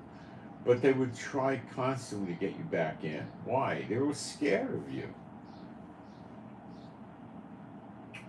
Most of us, if not all of us, noticed that our life got better when we came out of the churches. Things just got better for us. All around. Personal relationships, health, money, everything just got better.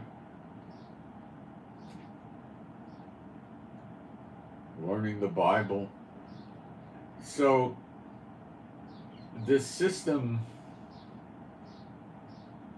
that the Hur created with the false religions kind of got burned out.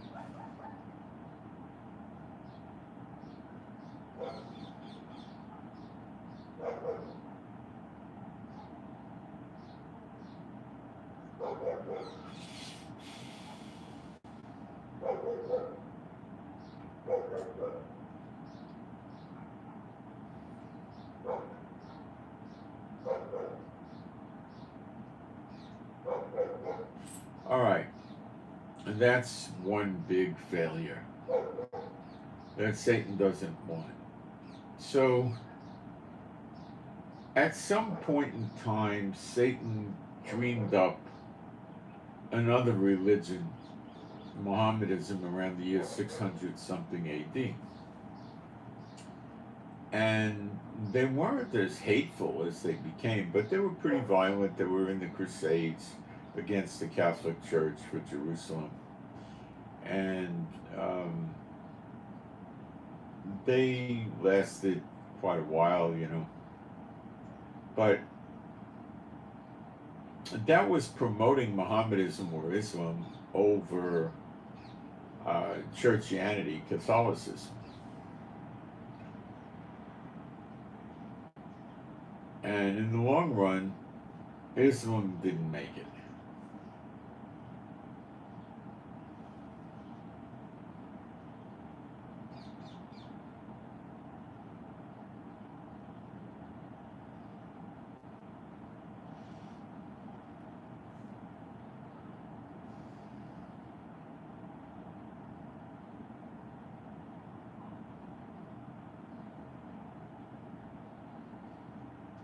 So now the demons, the Satan and the beast, have really lost their patience with the Hur, because it's falling apart. The churches in Asia, Central, South America, Europe, America, North America, they're falling apart. They can't keep it together. Their false doctrines have come upon them. Their phony raptures, their phony doctrines. And so many people just don't take them seriously anymore.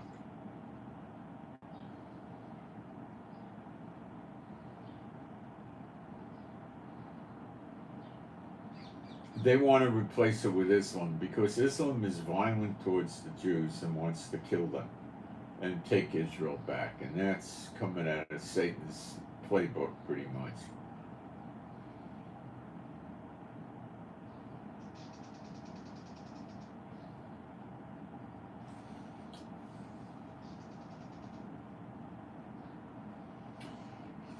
So he wants to use Islam right now, Satan, and he is using it against Israel and the Jewish people around the world, and he'll eventually try to use it against true believers or whatever, right?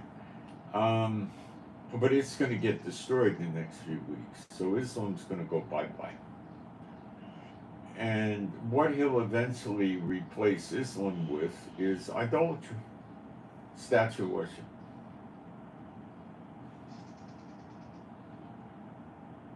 So the beast failed with democracy because they didn't do it right, and they got away from good money supply, and they started making phony money to keep it going, and they messed it up. They just messed it up. Their economic systems are all screwed up. The banking systems are all screwed up.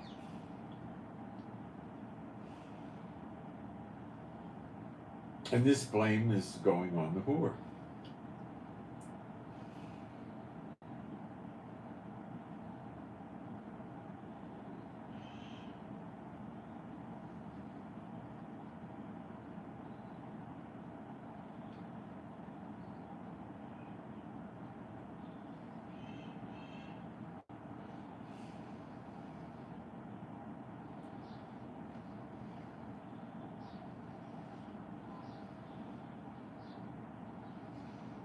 So God's getting rid of the Hur. But it appears that he's using the beast and his kings to do it. And since they're burned with fire and eat her flesh, it appears that these 10 kings are sending their people into America to get rid of it. And they're already there. So the sleeper agents are a key ingredient in the destruction of the daughter of Babylon. The country has already been invaded. There's of military age sleeper agents, you've got a low of 2 million all the way up to 7, 8, 9 million. I don't know where it is, but I would say a safe assumption you got at least 5 million. And they could easily attack the American military bases. They have guns and weapons in America. It's child's play. They're going to do it.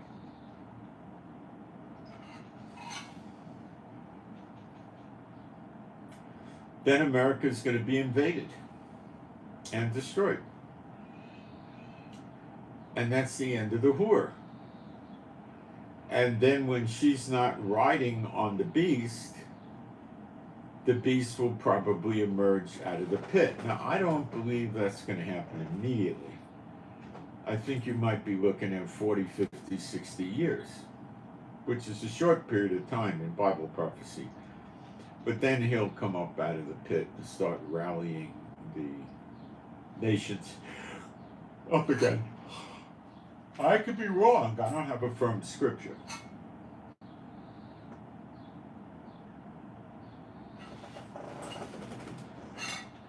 It might be fairly immediate. I don't know. But I'm not thinking that way. Not at all. I think it's going to take some time, decades. All right? Remember, who's going to go? And then Israel's going to reign. Then the beast, Satan will want to get the beast up there to do his work for him. And he'll say, well, I'll give you my power and my authority, my seat, and all that stuff, right? And then the beast takes a role at it. And the beast is going to be into idolatry with that statue. Idolatry is his game. And that's Satan's preferred way. So the beast system with the whore was running false churches. Running a false democracy because the people aren't free. And the other thing the daughter of Babylon, the whore system, did was create a fake Israel. Yes, they did. Okay? It's been run by Satan bots ever since day one. It's corrupt inside and out. They don't follow the Bible. They don't have a temple. They don't have a priesthood. They follow extra biblical books called the Talmud. And they call themselves Israel, and they teach the people the blessings that come on Israel when Israel is righteous and behaving correctly are going to come on them and their horrible, sinful behaviors.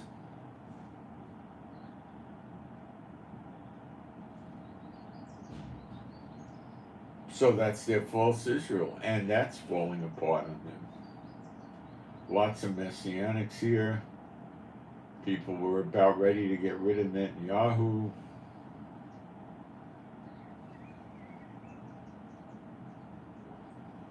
It's coming to an end. And the beast is going to be more a totalitarian leader. You take the mark, that way you're in sin and you're not going to paradise, you're going to the lake of fire. Take the mark. If you don't want to take the mark, I'm going to cut your head off right now. See, he's got a whole different program going. Way more satanic.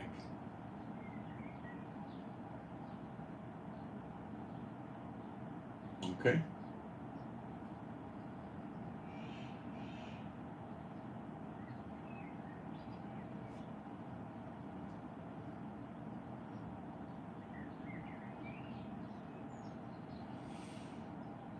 Okay. So I thought you'd find that interesting. So democracy is breaking down, the church system is breaking down, and the phony Israel is breaking down. The Lord's destroying all of it. And I hope you could appreciate the beauty of that. It's really nice to see. I think it's great. Let me check my notes and see if there was anything I left out. Well, yeah, I just want to emphasize the who are created in Israel a phony religious system with the Talmud and the non Kohanim, non Levite rabbis, because they're not rabbis don't have to be Levites or Kohanims in the Talmud system because they don't follow the Bible. It's extra biblical. So yeah, that's sort of a counterfeit version of Judaism. Real Judaism would follow the Old Testament and the New Testament. But okay, so that's the same thing. It's like churchianity. Part of the fake Israel they created.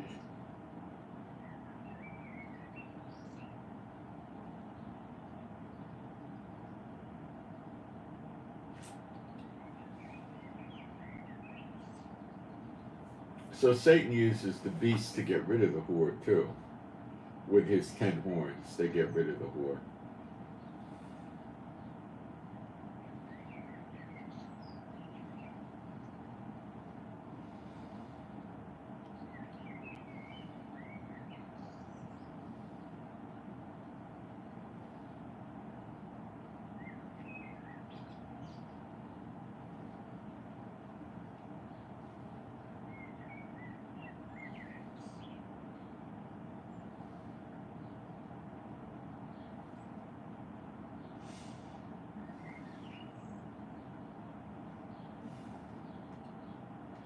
I think I covered it.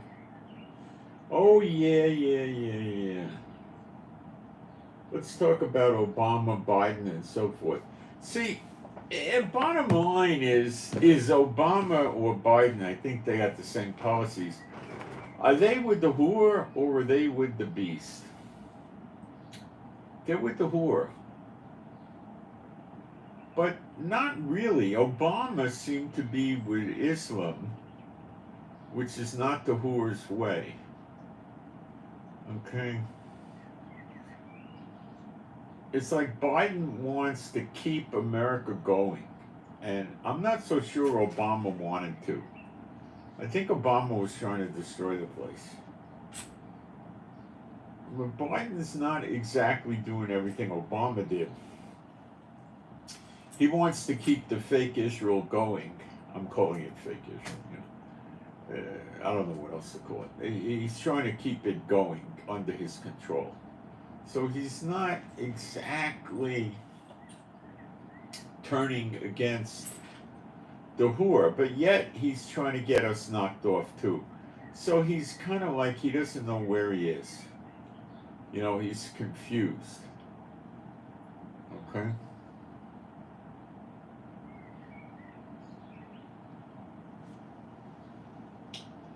Where Obama didn't like Israel, but he put up with Israel and gave Israel all the economic aid they were supposed to get,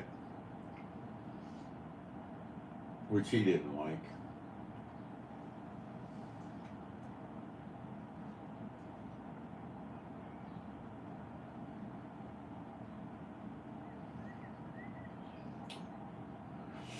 So is Biden with the whore or the beast? I would have to say he's with the whore because they're going to get killed over there. He probably brought the illegals in that became legal to get their votes, and it backfired on him. See, they're like children. That's what the Lord showed me. They're not real smart. They think they are. They got a lot of pride. They're not real smart. So they thought they were being cool and creative, and it came back and bit them in the butt. And now they don't know what to do. Then it's going to be their downfall.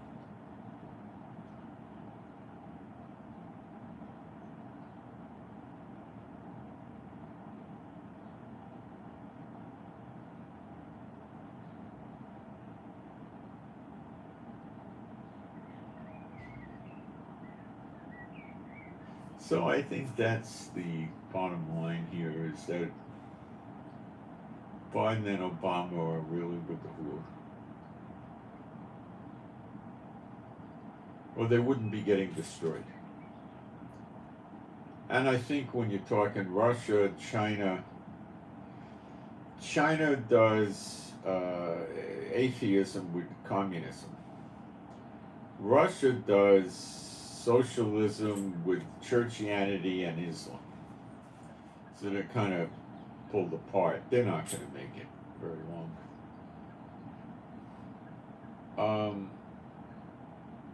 The Hezbollah, the Hamas, the Houthis, the militias in Syria and Iraq and Iran, those are Shiites. They're very aggressive. And then the other Muslims are Sunni, which are not anywhere near as aggressive.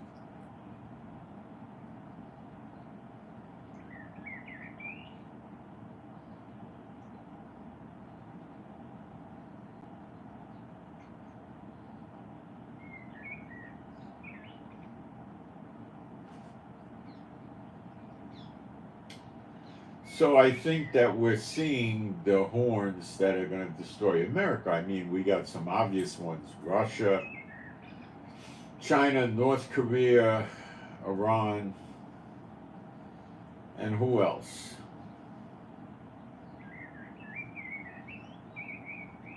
I think we got to wait and see. Turkey is a contender. Egypt is a contender. Jordan. Yemen. We'll have to watch and get them.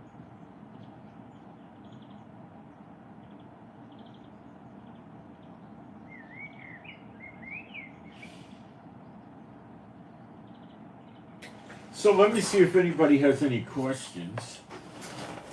Revelation 18 is just a continuation of Revelation 17, but it's more specifically showing you the destruction of the actual city, Washington, D.C. But it's not just Washington, D.C. that gets destroyed. It's all of America, it says, and her cities, plural, in the text of the scriptures. Let's see what we got here in the chat.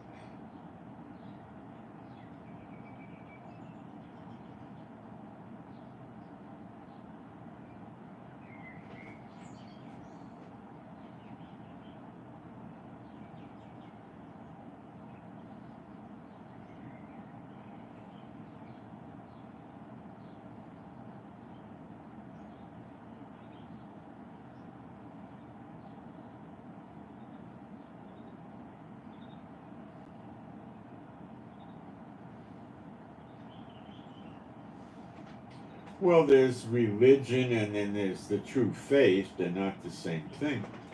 The true faith precedes your country, you know.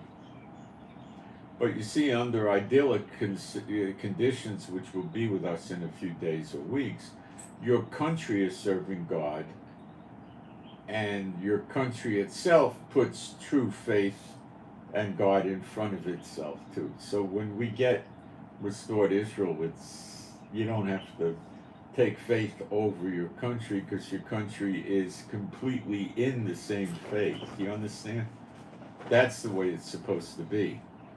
You know, so when you go for like intelligence jobs in the government, they'll ask you, what do you put first, God or country? And if you say God, well, no good.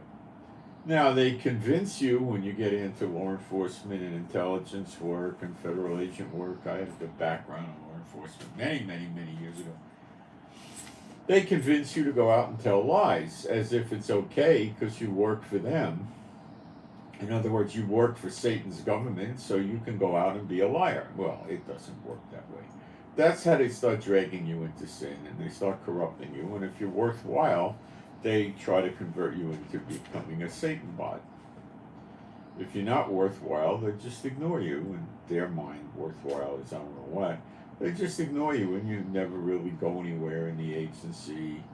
You might wind up working in the evidence room or personnel or files or computers or, checking people's ID in the lobby. You're never going to get advanced. Okay? You're going to have lousy jobs and stuff because they don't care about you. All the key people in all the governments of the world are Satan bots. That's it. The whole world is under the control of the evil one right now, but that's all coming to an end. Because the 2,000 years of punishment on Israel, found in Hosea 6, 1 and 2, is just about over. We're coming to the end of the year of recompenses, and then we come into redemption. And what you've got is that the people really don't grasp, because I preach it all the time, and they don't want to believe it. Jeremiah 30:11, which is tied right in there with the birth pangs and the nation being born in a day, which is Israel being born again to God, not 1948. For I am with thee, saith Jehovah, to save thee. Though I make a full end of all nations, whither I have scattered thee, yet will I not make a full end of thee, but I will correct thee in measure, and will not leave thee altogether unpunished. So he says he's going to destroy all the nations he scattered Israel into. And that's right in there before the nation, or right around, before the nation is born in a day. It's in there with the birth pangs and stuff.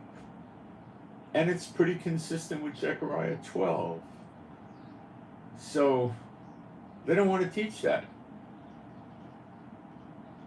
I don't know why they don't want the people to believe it. They don't want to teach America's the daughter of Babylon. You ever see a church preach that? You ever see a church talk about the Columbia, the image of Columbia? I haven't.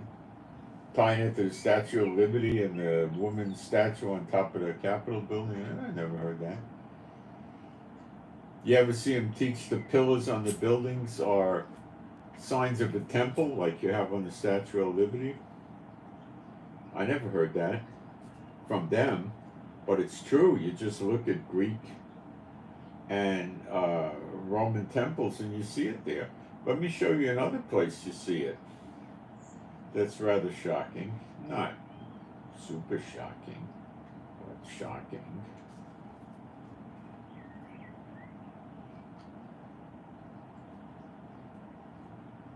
Let me get a good picture of this for you. Here it is.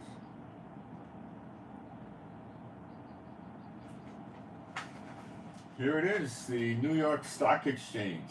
It's got the Tiffium, the triangle at the top with graven images. I don't know what the heck the images symbolize. And you see the pillars. That's a Greek or Roman temple. This is a temple to a false god with graven images to boot. This is idolatry. But you see, with the Hur system, it's concealed. How many people know this? Not many. Let me show you a couple other pictures.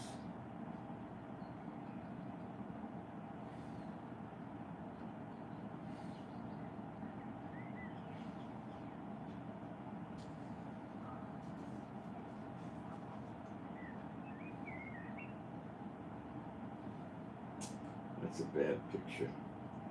Let me get a good picture here. That's not a good picture either. Google's pictures deficient. No, I think that just individuals put them up and they just index them. Here we go. Here's your flat-chested Statue of Liberty, and you see the pillars there? There's the pillars again. It's a temple. Okay, that's an idol. That's idolatry. Let me quickly show you a Greek temple.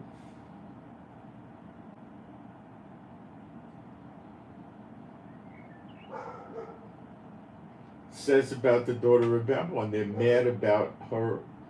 They're mad at her, at their idols. They're crazy with their idols. What's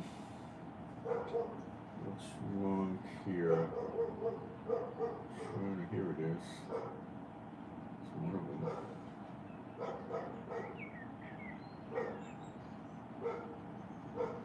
Whoops. Something's not right. Let me get another.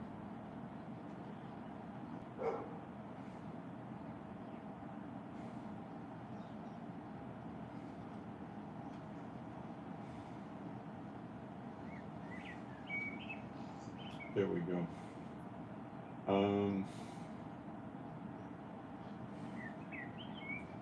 I got ruins of the Greek temple here. An authentic Greek temple. There's your pillars. Got it? Let's look at a Roman temple.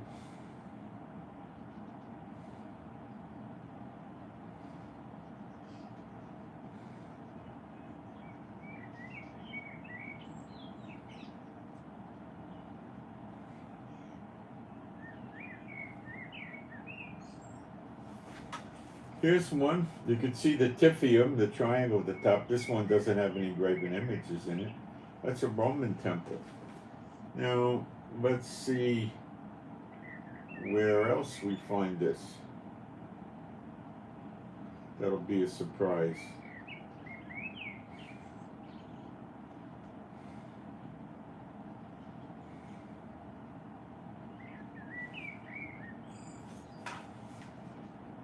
Here's the Dome of the Rock. Do you see the pillars? See? There you go. Got it?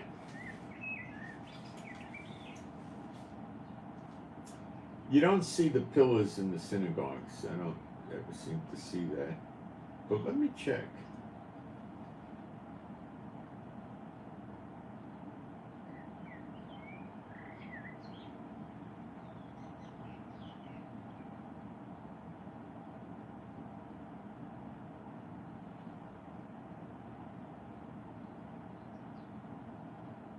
Oh, I spoke too fast. Oh, I put my foot in my mouth. Okay. Here it is. Pillars, the great synagogue in Jerusalem. Boy, I put my foot in my mouth that time, didn't I, huh? But we got a correction. There it is. So at least I gave you a lecture and illustrations of the hidden idolatry. All to be destroyed soon, thank God. Okay, so I hope you got something out of this. I'm Moshe. Please pray for me and my wife for our peace, safety, protection, joy. Pray for our finances. Offerings are hard to come by these times, but thanks for those that give. Pray for the peace of Jerusalem. Pray for better videos. Pray the Lord keeps showing us more things. That really rocked me with the pillars in the temple, huh? And they made them not look like real pillars, but they are, you know? And at the Dome of the Rock, too, huh? How about that, huh? All right, so, and at the Statue of Liberty, you know? And at the Wall Street Stock Exchange. It's all over the place. It's the Supreme Court. Yeah, show you.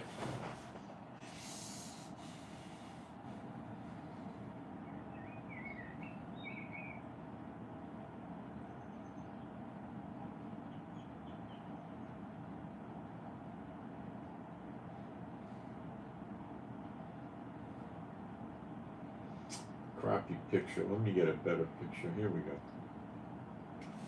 Here's your Supreme Court of America with the pillars and the Tiffium, the triangle at the top, with the three-dimensional graven images, which I don't know what the heck they mean. I don't know what they mean. You want more? Let's get more.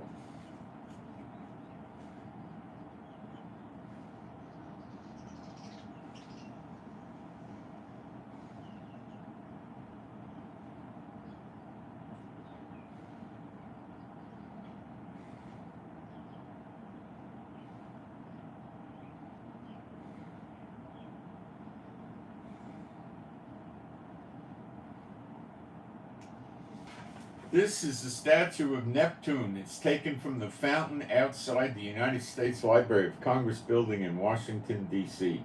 Neptune.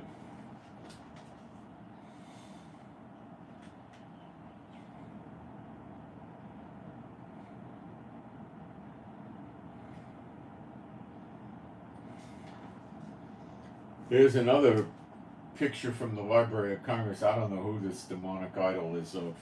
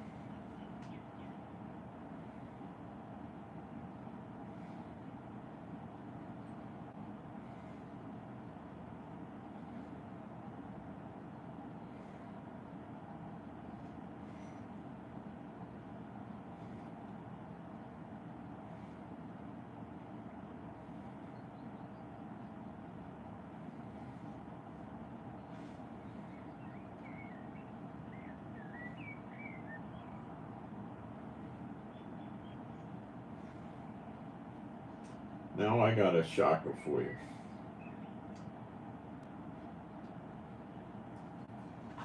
This is the Boy Scouts of America statue in Washington, D.C., and it's a regular tribute to Epstein Island. Here it is.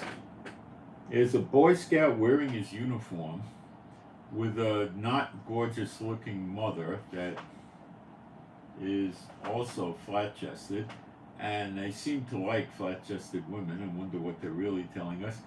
And there's the father, a big strapping muscular male, walking around with his wife and son buck naked. Now, is that not pedophilia?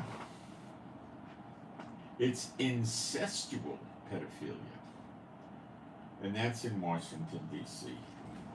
So when it says America, the daughter of Babylon, is mad upon her idols, you know what they're talking about. So, I send you my Shabbat Shalom. And thank you for the prayers and the offerings, and I'm out.